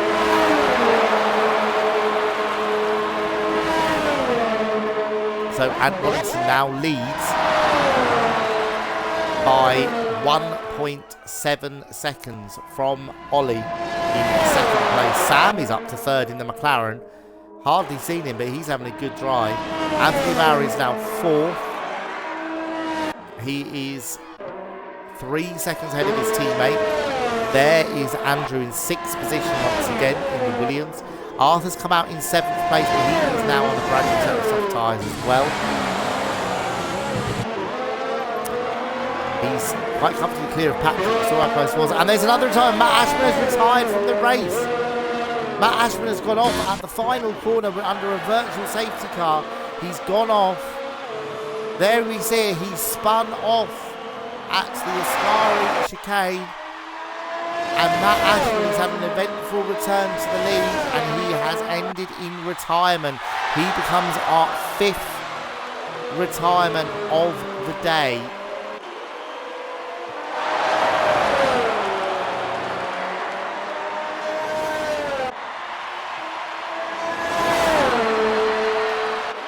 Wow, there's so many retirements, so many safety cars.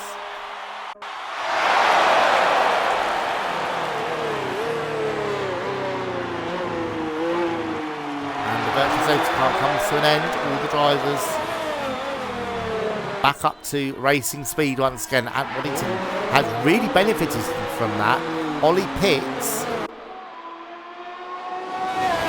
I'm just trying to find out from one of the managers if these medium tyres can go to the end that Ant's on.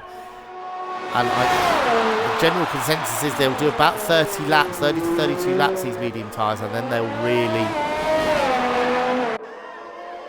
start to struggle. So I don't think Ant can go to the end. It looks like he will be stopping again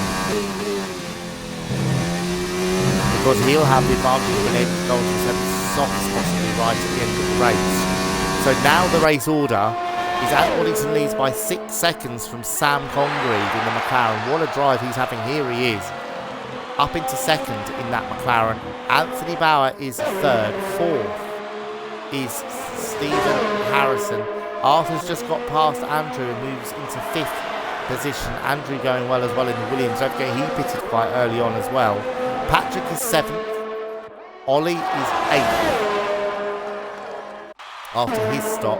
9th for Dan Blackwell. He's on another adventurous race, isn't he? A few incidents for him already. but he's now 9th.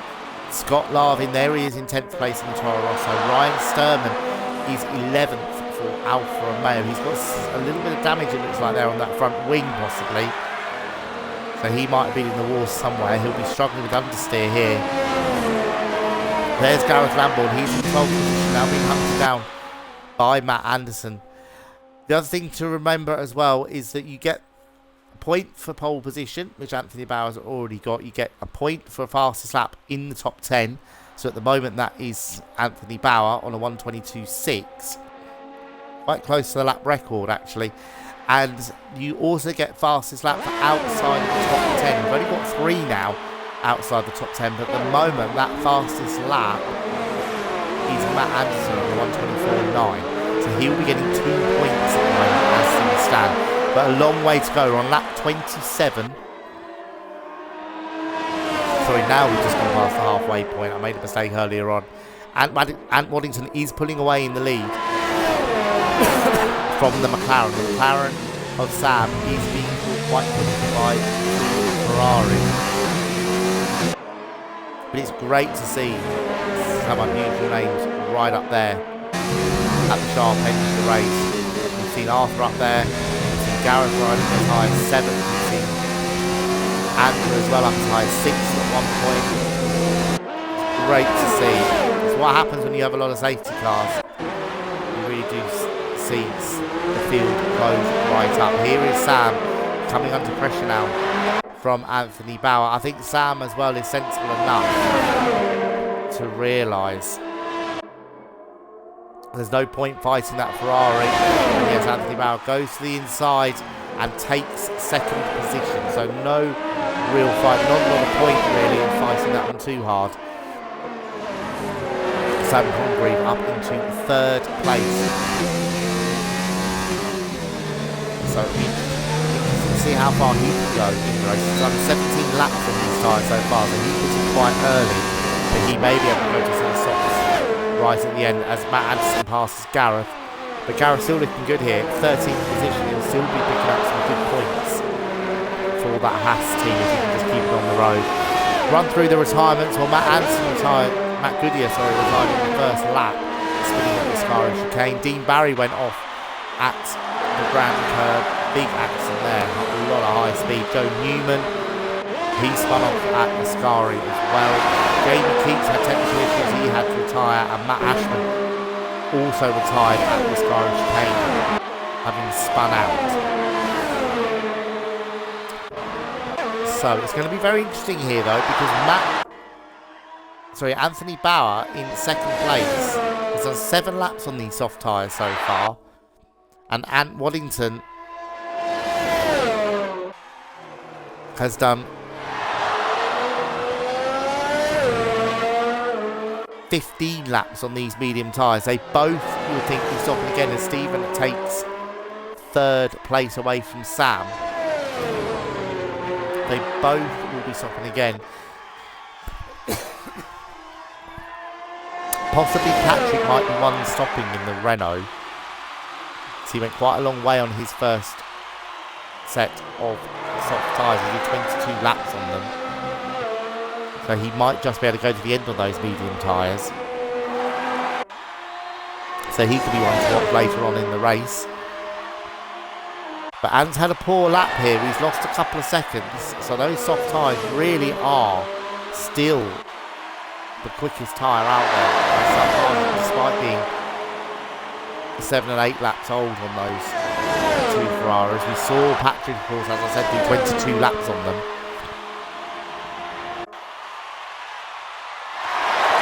So how quickly can these 2 Ferraris reel in that Mercedes? They're closing up by about 2 seconds a lap at the moment. There is Anthony Bauer, there is Stephen. Sam doing a good job as well in 4th place. I think he'll be stopping again. So all of the top 5 will definitely be stopping again, I would have thought. Patrick's possibly the joker in the pack there. He's in 6th position and possibly going to the end of the race. So that might, we saw him get 2 podiums at Germany, finished 2nd there in the pouring rain if you remember, and he finished 3rd in Hungary. Got involved in an incident in Belgium, but still had strong points finish there. Could he possibly be looking at another one here if he can make those mediums last to the end? So Ant Waddington leads the race, it being called extremely quickly. You really can see through the corners, those soft tyres are so much quicker. That is where he's losing a lot of the time. He's possibly conserving a little bit, maybe trying to save a bit of battery power as well. But as and when those Ferraris do catch him, because he may be on the soft tyres when he makes his second stop, so he will have that advantage later on.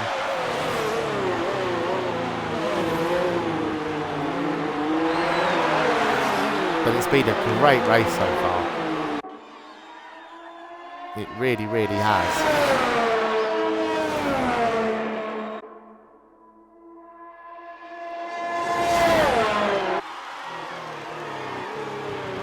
And the gap at the top is down to 1.5 seconds.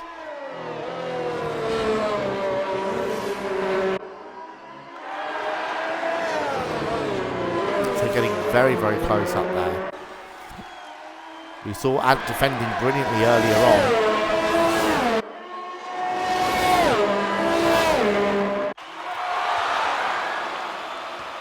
Can he do it again? Ferrari's either sides of him, if you remember at one of the safety car periods, and he hung on brilliantly. Look at how much time he's losing though in that Mascara chicane. He really is struggling with those tyres, and Anthony Bauer shaping up behind him. He's going to get DRS.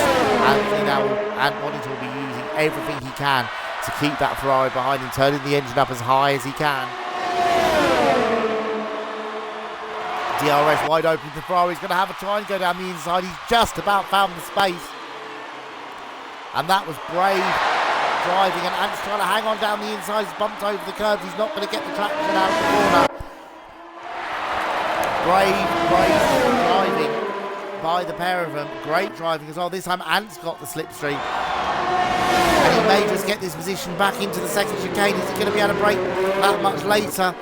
Anthony blocks up a little bit, but hangs on around the outside. Anthony Bauer retakes the lead of the race. Such good driving we've seen here in the overtakes here this evening. It's great to watch, wheel to wheel, with quite a few drivers. There's been no big incidents. So Anthony Bauer retakes the lead of the race. We're on lap 32. There's 21 to go after this one. And how quickly now can he pull away in the lead of this race?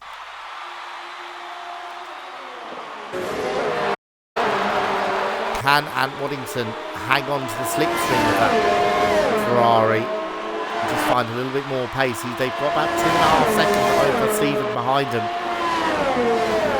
Arthur's not quite got the pace he had earlier on. He's 5 seconds further back. You can just see the racing point in the distance, and trying to distract Anthony Bauer there. But I don't think he's quite going to be able to do that very easy. He's going to frighten that Ferrari off the road in a hurry. Sam still having a good race in 5th position.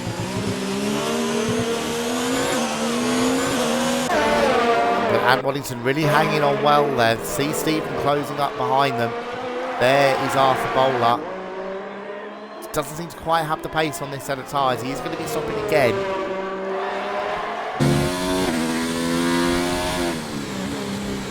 Will he possibly try the undercut maybe? That's always an option around here. So now the question is, which of these top two are going to be pitting first? Because that could be crucial to the outcome of this race. And also, what tyres the Ferrari's going to go on to. We know they're on the soft tyres. They started on the mediums, don't forget. So there are 3 choices to what tyres they go on to in their final pit stop. Another lock up there from Anthony Bauer in the lead. He's pushing so hard to get a gap, not only to Ant Wallington, but right behind him, but also Stevens now closing up on Ant. So less than a second now between these two. So it will be interesting to see which tyres those two Ferraris go on to. If they go on to a set of mediums, we fancy Ant to have a bit more grip and pace toward the end of the race if he's on the softs. If the Ferraris can go far enough to be on the softs as well, it's going to be a straight shootout between the two. And then you'd have to favour Ferrari, really, with their superior straight line speed and seemingly better grip at the moment. And here comes Stephen getting very close to the back of Ant. Not quite close enough into this Scara chicane, but surely he's going to be close enough down the pit straight to have a look.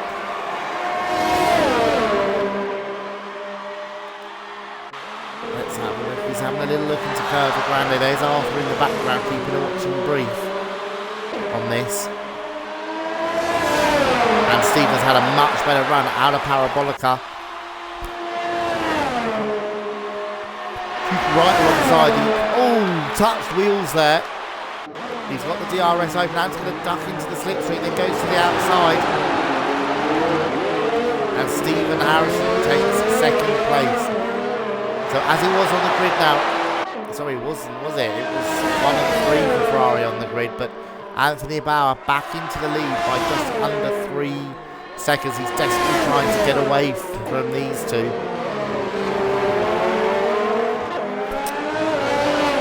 So, well, I wonder what the strategy is going to be now with Mercedes. Are they just going to pit Ant now? He's clearly struggling. He doesn't have the pace or the grip of those Ferraris. You've seen them in the fast ballers, especially like Lesmos and down at this Scara chicane. He really just does not have the grip or confidence. Do they pit him now? Try and get a bit of an undercut, especially if they are going on to the softs. We saw Patrick do 22 laps on them earlier, so we know they'll last. If he does, that could be an interesting tactic there. They could possibly decide to operate. The other close battle on track, let's go and find it. Here we go, is Patrick in 6th position with Ollie in the Racing Point right behind him. What a race this is for Racing Point at the moment. And of course, don't forget, in that battle in the championship I mentioned earlier, with only one Red Bull in the race, currently in 8th positions, and Waddington pits.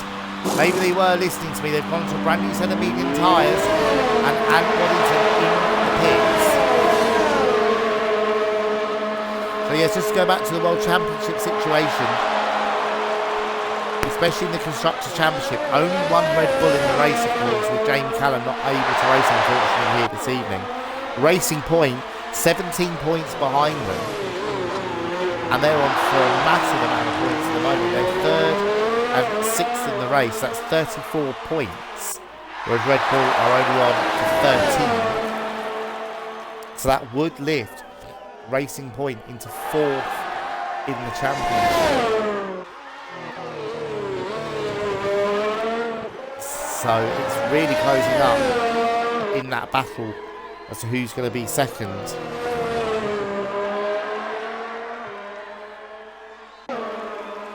The other point to this at the moment, if the race was to finish now, Renault are only 33 points behind Mercedes for second in the World Championship.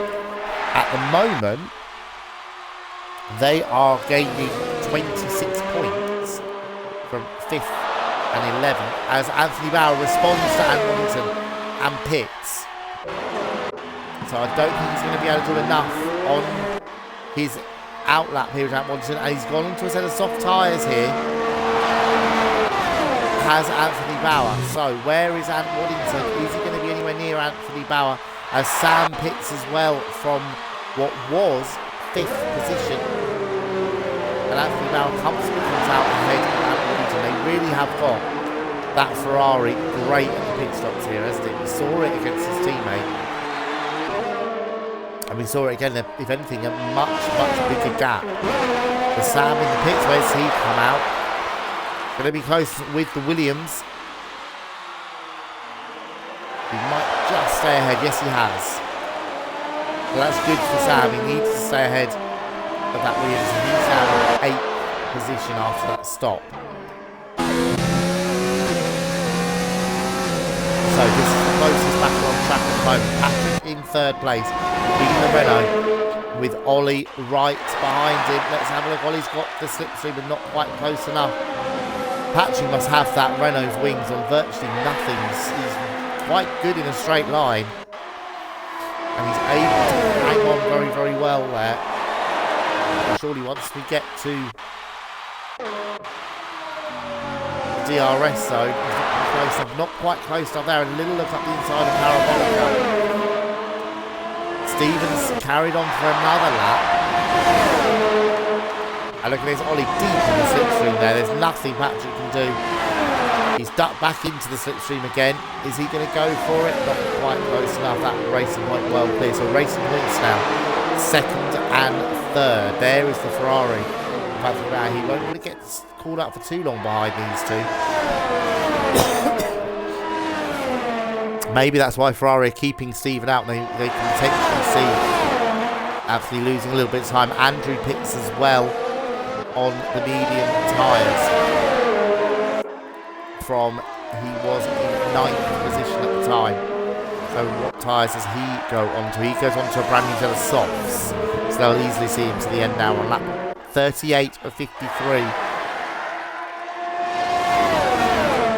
Coming towards the closing stages, but I think there's still a lot of action to come yet. Patrick refusing to go up. Now when is Stephen going to pit? He's pitting now. So Stephen pits from the lead. Arthur Bowler's going to retake the lead. We might even have a Racing Point 1-2 here, which again would be great to see. Stephen gets a new set of soft tyres bolted onto the tyres. You've got to say, I think that is Ant Waddington's challenge rather waning now. He's on the medium tyres to the end. So Arthur Bowler leads. Ollie takes 2nd, and he's, however temporary, is going to be a Racing Point 1-2. Now Patrick, don't forget, as we said earlier on, might be going to the end. So he is the net leader of the race. Can you believe that? A Renault here at Monza leading the race. The 2 Racing Points are ahead of him, but they have both got to stop one more time. As Scott Larvin also pits from what he was up into 9th place as well. So that lifts Matt Anderson up as well. And Gareth has got past Ryan. Ryan pits. So Gareth down to top 10. So what a race this is for Gareth. I really hope he can finish somewhere near the top 10, because it would be a brilliant result for him. So Racing Point 1 and 2. Arthur is 13 seconds to be ahead of his teammate. And Anthony Bauer, crucially, has got past Patrick. The straight line speed of that Ferrari was too much to resist, as Arthur Bowler pits from the lead of the race. Anthony Bauer's having a really good, strong race here. He really is. Ollie now takes the lead, but how long is he going to hang on to it? Because that Ferrari, look at how quick in a straight line he is. Absolutely no chance for Mercedes, let alone the Renault. So Anthony Bauer takes the lead of the race away from Ollie. Patrick is up to 3rd place. He's 3 seconds clear of Stephen. Ant Waddington there is in 5th position. Arthur Bowler's come out in 6th now. I'm pretty sure his teammate will be stopping again, so that should lift him up another position. There is Sam Congreve in 7th position. He's got past Dan Blackwell as well. So another good race for Sam. Matt Anderson, there he is. He's in 9th position. This is one of the closest battles on track. This is for 10th place. This is Gareth Lambourne in the Haas, with Andrew right behind him. Well, just under 2 seconds behind him in the Williams. But Gareth driving a very good race. I think he will be stopping again though. We don't know if he's going to get those tyres to 30 laps. So it does look like Gareth will be stopping again. But what a race he's had. Well, probably the best race I've seen from Gareth so far in his Talk of the Devil career. There is Matt Anderson in the Renault. And look at that, fastest lap of the race, despite passing the racing point on that lap.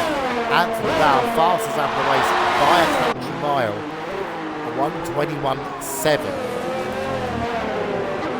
Lap record of 1:21.0, so one little way to go. Ollie in the pits as well. So he does drop behind his teammate, but he will come out in the 6th position. I don't think Sam is close. Oh, it could be close actually. Sam might just sneak through, and he has. Sam up into 6th, ahead of Ollie. There's a yellow flag in sector 3. I'm not sure what's happened there. Might be a back marker letting someone through. Dan Blackwell in the pits as well. He was running 8th. So as we heard from their manager JBL earlier, it is a poor race for Red Bull and Toro Rosso with that Honda engine. We thought the same for the Renault engine, but we got a Renault in 2nd place and a McLaren up in 6th position at the moment. So this is a good battle as well. As Gareth pits, he was 10th. He's going to come out in 13th position now. But here is Patrick in the Renault. We've seen that Renault is pretty good in the straight line, but not a match to the Ferrari DRS. Bit of slipstream. And Stephen Harrison comfortably takes the lead of the race. There is Ant Waddington in the background. Patrick's too nice and late on the brakes. There's nothing he can do. It's back to a Ferrari 1-2 once again. There's 4.5 seconds between the two drivers. What's going to happen now? Are they going to be told to hold station? It's not too bad for Stephen in terms of the World Championship. He's only going to be losing about 8 points. 9 points. He's got the fastest lap as well as the Anthony. So he's going to be losing 9 points of his championship lead. It's 30 points at the moment. So he's going to be down to 21 points.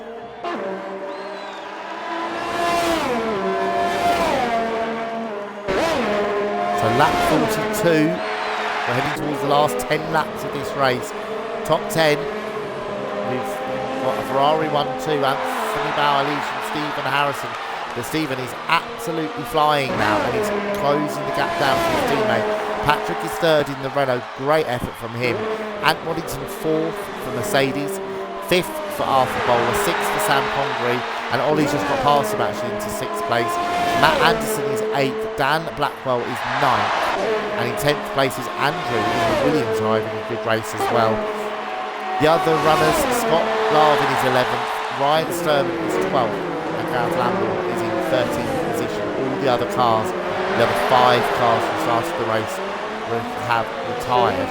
But at the moment, Stephen Harrison has just taken a 2.5 seconds out of his teammate in a lap. So he hasn't given up on race victory here. Starting 3rd. Poor start, if you remember, dropped to 7th. Back up into 2nd position. And now he's hunting down his teammate for what would be his 2nd win in a row, because he won in Belgium despite the error in qualifying in Belgium where he spun off and crashed the car in the second part. Started 15th. Told us, if you remember on the stream, that he'd be happy to finish in the top 5 and ended up winning the race. A crazy race last weekend at Belgium. He's now hunting down his teammate, and it looks like his teammate's responding on this lap. He's not lost as much. He's still lost about half a second, but it's not as bad as the last lap. We could be in for another showdown, folks, in the last few laps, because the 2 Ferraris are closing up. Arthur Bowler just gently closing on Matt Waddington as well in the back of the 4th position as well. So that is the closest battles out on track right now.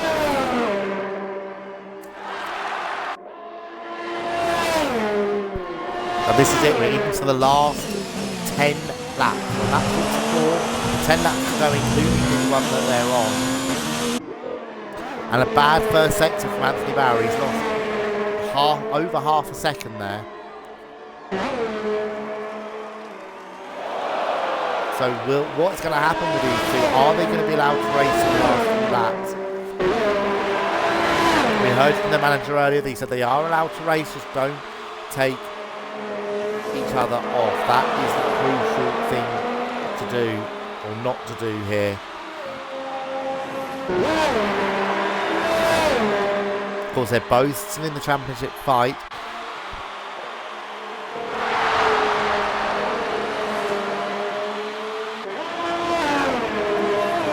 So you can't really impose team orders here. Of course, we saw with Red Bull at Hungary, the team orders didn't matter anyway.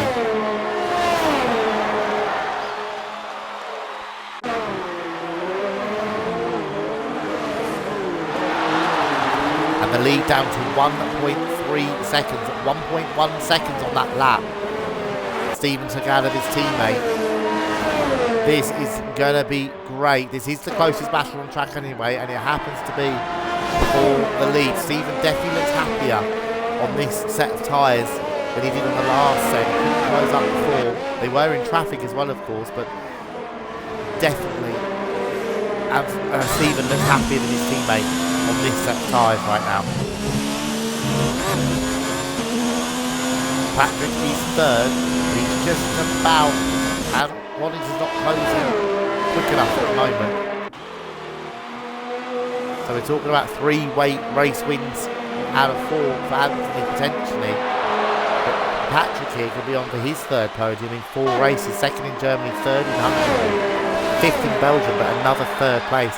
Really ticking over the points for Renault, and that's going to help them in their battle for 3rd in the championship, pull away from Red Bull. We've only got 1 car in the race, it's down in 9th place, so both the Renaults here, 3rd and 8th, so it's going to be picking up 32 points for them, with Red Bull only picking up 12 at the moment, so less than a second now between these two. Well, boys, don't take each other off at Monza in a Ferrari. That will be the last thing that Tifosi will want to see.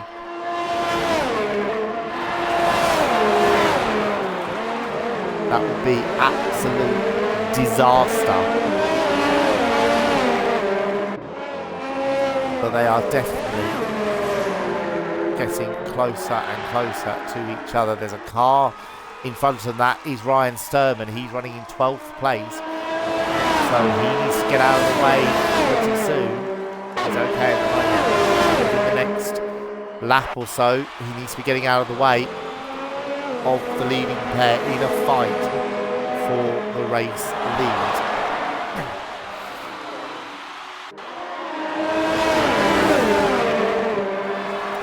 So this time round, Steven is going to have the DRS. He's only 4/10 of a second behind his teammate.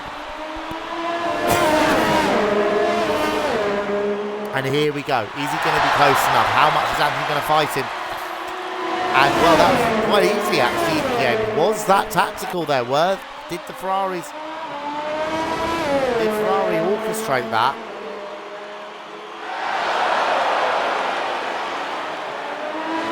Because that looked very, very easy for Stephen Harrison.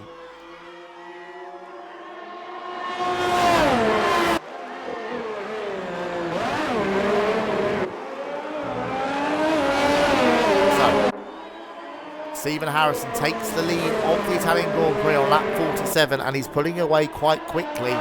So it does suggest that maybe Anthony Bauer, he's settling for second place. He just doesn't have the pace of his teammate here.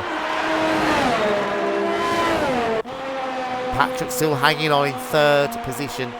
He's still 4 seconds clear of Van Waddington, who very soon is going to have Arthur Bowler for company. He's only 1.5 seconds behind him.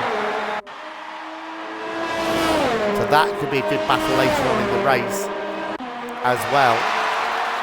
In the battle for fourth, and they're both closing on Patrick, so it could be a fight for the final podium position. And he was Anthony Bauer. I've just been informed by their manager Michael Booker. Thank you so much, Michael, for keeping me up to date with information there. Because Anthony's got a penalty in this race, he knew that it was pointless holding Stephen off once Stephen got within that time penalty frame. He knew that there was no point doing that, so Anthony Bauer has let his teammate through. Purely down to the drivers as well, so well done to Anthony Bauer. That was great sportsmanship there. He's let his teammate through and he's going to follow him home. In second place, second win in a row at the moment, it's looking like for Stephen Harrison. If he can keep it on the road for these 5 and a bit remaining laps, on lap 48. There's Patrick, he is third. Look behind, you'll see Waddington 4th and Arthur Bowler in 5th position. These two are getting very close. It might help Patrick in a way. If these two start fighting, they will hold each other up. Another penalty for Patrick with a yellow flag, and that's Ryan Sturman has retired from the race. He somehow has lost it down the back straight. We have another virtual safety car. Ryan Sturman is out of the race. He becomes our 6th retirement of the race. And it leads to our 2nd virtual safety car. We've had 3 full safety cars and 2 virtual safety cars in this race. Gareth Lambourne has pitted. He's got a penalty for speeding in the pit lane. But he's quite a long way back now, so he's obviously going for the fastest lap outside the top 10. So, and look at how close here Arthur Bowler, the virtual safety car's ended. That's perfect for Arthur Bowler. He's going to go for it and he's passed.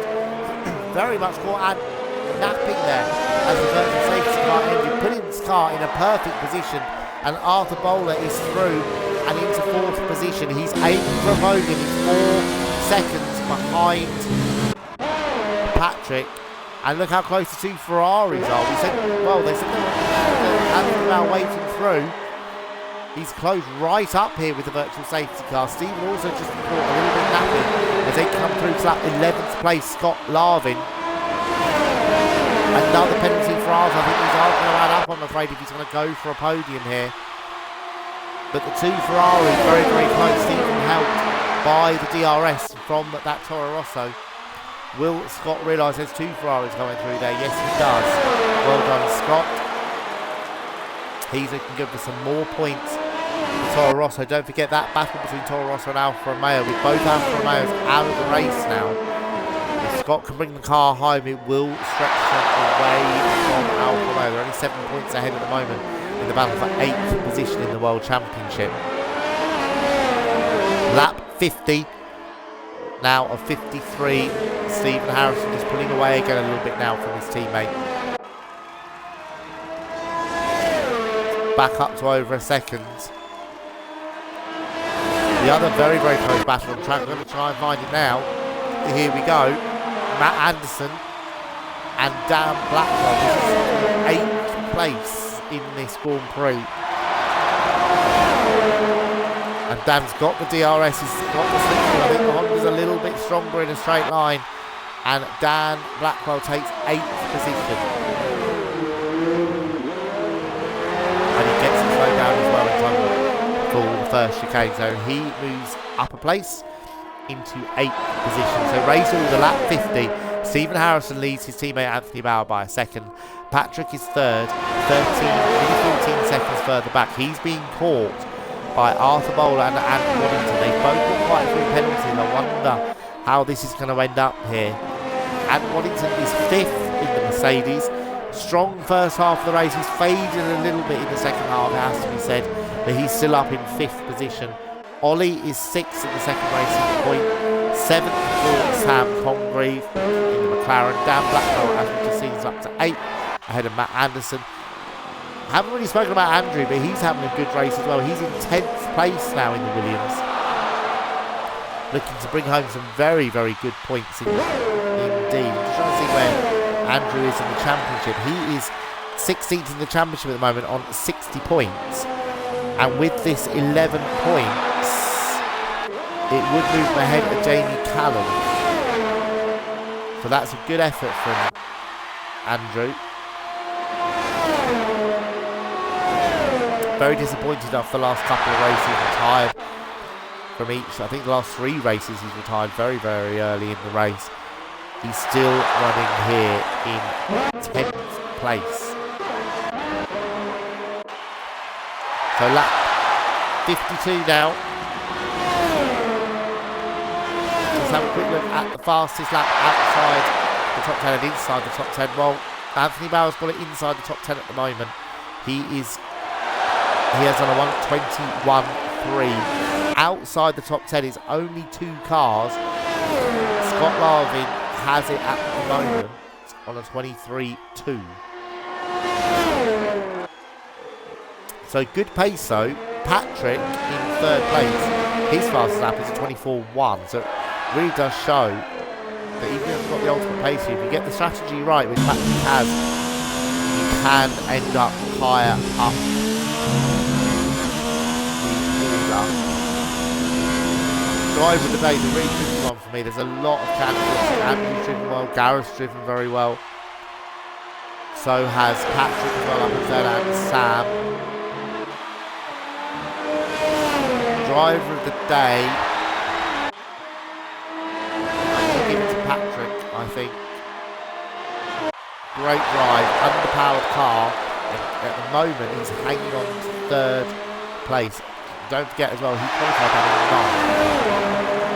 So, but I will say, running in very, very close was Anthony for me, Anthony Bauer, Andrew and Gareth, and Sam as well, it has to be said, in 7th place. So, on to lap 53 now, the final lap of the race. Stephen Harrison, he's won in Belgium. He couldn't believe it, and he looks like he's going to come through and win again.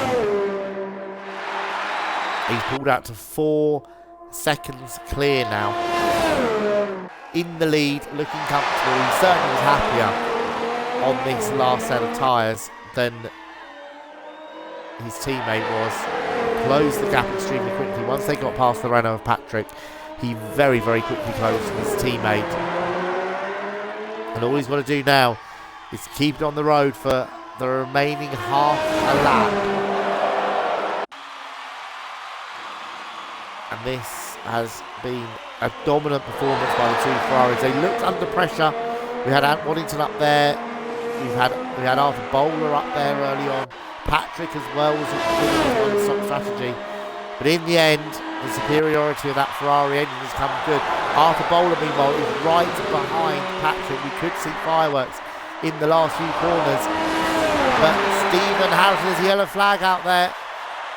But Stephen Harrison wins in Italy from Anthony Bauer. I think there's been a problem. Yes, Arthur's gone off. Arthur's gone off in the penultimate chicane. So Arthur drops to 5th. Patrick will be delighted. He comes home in 3rd place. Ant Waddington 4th in the end. But he does just snatch 3rd. Because of the penalties, he takes 3rd place. Ollie is going to come home 5th. He's got past his teammate as well. And Ollie takes 4th. With the penalties from Patrick, Ollie takes 4th place. Patrick 5th. 6th for Arthur. He also had a lot of penalties. Here comes Sam. Andrew's finished as well. He's 10th. So is Scott now in 11th. Sam comes home in 7th place. Here comes Dan Blackwell. He's going to come home 8th. So just to clarify, Stephen won from Anthony Bauer and Waddington promotes to 3rd after the penalties. 4th for Ollie as well after the penalties of Patrick. Patrick will be gutted with that.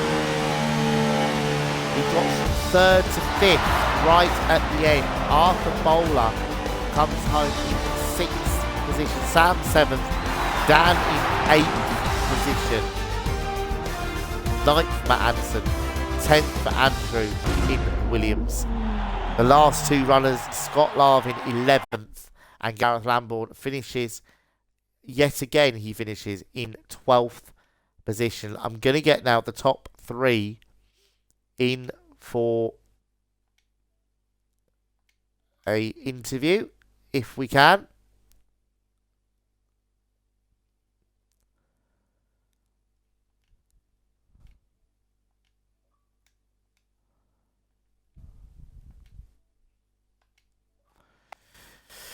So what a race. We saw so much instant up and down the field, so much action all the way through. Some great driving, great overtaking.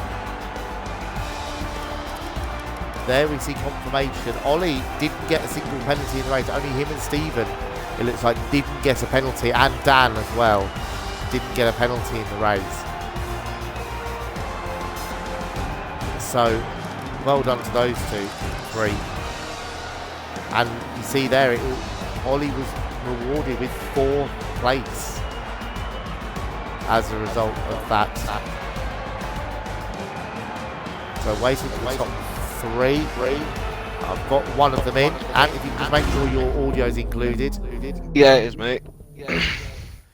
Good. Well, I'll start with you. I'm still waiting for the 2 Ferraris to join. Is it now? Started 5th, finished 3rd. You must be pleased with that. Yeah, I reckon I could have probably pushed for a win if I stayed out a lap longer on mediums. But I don't know, I reckon they would have had me at end on soft tyres anyway, because they were flying, weren't they? They certainly didn't up the pace. I mean, you led quite a long time in the middle part of the race. What are you thinking this was on here? I were, yeah.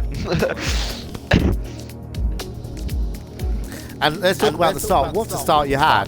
From 5th on the grid, you found yourself in 2nd place by the first corner. What's your secret there? That battalion. I can't tell you that because Ferrari lads are here. So well done, and that was a very, very good race from you. Cheers, mate. Going to pass on to Anthony Bauer. 4th pole position in a row. Ended up coming home in 2nd place. Are you pleased with that result? Oh, I'll take that result any day. I got both the point for fastest lap, pole position, and coming home with a 1-2 for Ferrari. That's all I can ask for. It wasn't. We saw you basically wave your teammates through at the end. I mean, I heard from your manager it was decided between you. You knew you had the penalty late on in the race. Is that right? Yeah, that's exactly it. I wasn't going to fight him for it. So well done. Well, 4 pole positions in a row. You really are becoming the king of qualifying. You turn into the Charles Leclerc of Talk of the Devil. There's a point every qualifying to pick up, so I will try and pick up that point whenever I can. Well, indeed, very well done. Pass on now to our racer, Stephen. Not the best of starts. You started 3rd. You dropped to 7th. You must have been quite disappointed with that start. It was quite shocking, wasn't it, to be fair? Yeah, it was good fun though. Dropped back a few. Worked my way through. I got penalty for no reason. The safety car. I've got to check it, but if I'm over, but it didn't look like I was. So, I mean, you had some brilliant overtaking. The Ferrari really did seem to have some straight line speed advantage here. Would you say that's right? Yeah, 100%. I mean, strategy-wise, and race-wise, it's like smashed it 1-2. I did say I 1-2 but I didn't think it'd be that way around. But 1-2 at home, and also you with the World Championship. Yes. So you send your lead a little bit further. And I've got to say as well, I mentioned it in commentary. It was brilliant driving from all the drivers that you guys are overtaking in the field. You really had some great, fair, hard fights there.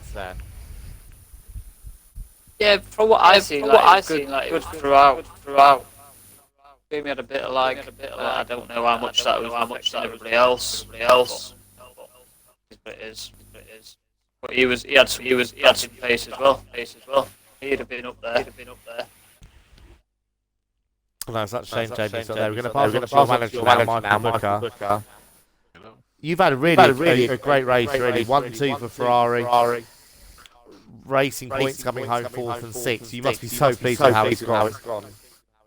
Well, so we knew had a chance with being Ferrari's home track and everything else because as we looked at the start of the race, you actually had like 4 Ferrari powered engines in the top 7.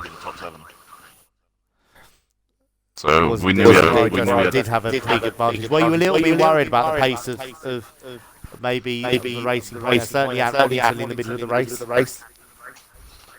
Well, yes, I say. I mean, we wouldn't surprise. I'll say what surprises the most was what happened to Dean. Sorry, we're not too sure what happened to Dean. And with Jamie's lag, he had to leave because of his connection. Jamie glitch, mate. His car just Dean, sorry. His car just turned to one side. Yeah, that's what I'm saying. I think more connection problems again, but that's what I'm saying. I mean, anything happen. It's racing. It's a shame that happened, doesn't it? Because it was going to be a good race. It was going to be interesting to see who was where. And you're getting quite good at this because you were the only manager to have all your cars finish in Hungary, I believe it was. And but for the technical issue with Jamie, it would have happened again here today. So you're doing something right now. So we just work on consistency and just trying to keep it clean and work together. I've got a question for you Ferrari lads. What's up? How the fuck did we get through turn 1 free wide without any contact? I have no idea.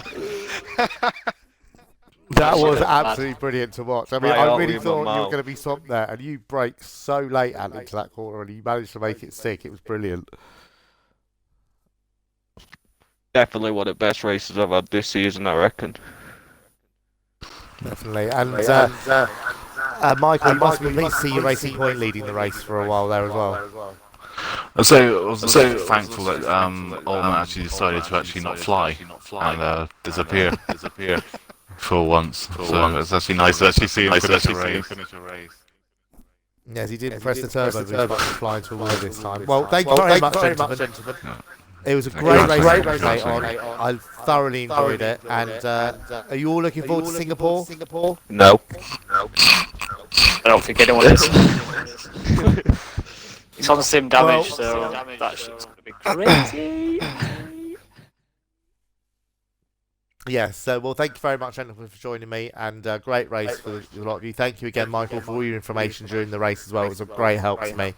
And we'll see you next weekend. Thank you for commentating, everybody. Have a good night. Good job, guys. Well done, boys. Catch you in a bit. Great race. See you later. Thank you so much, everyone, for joining me this evening.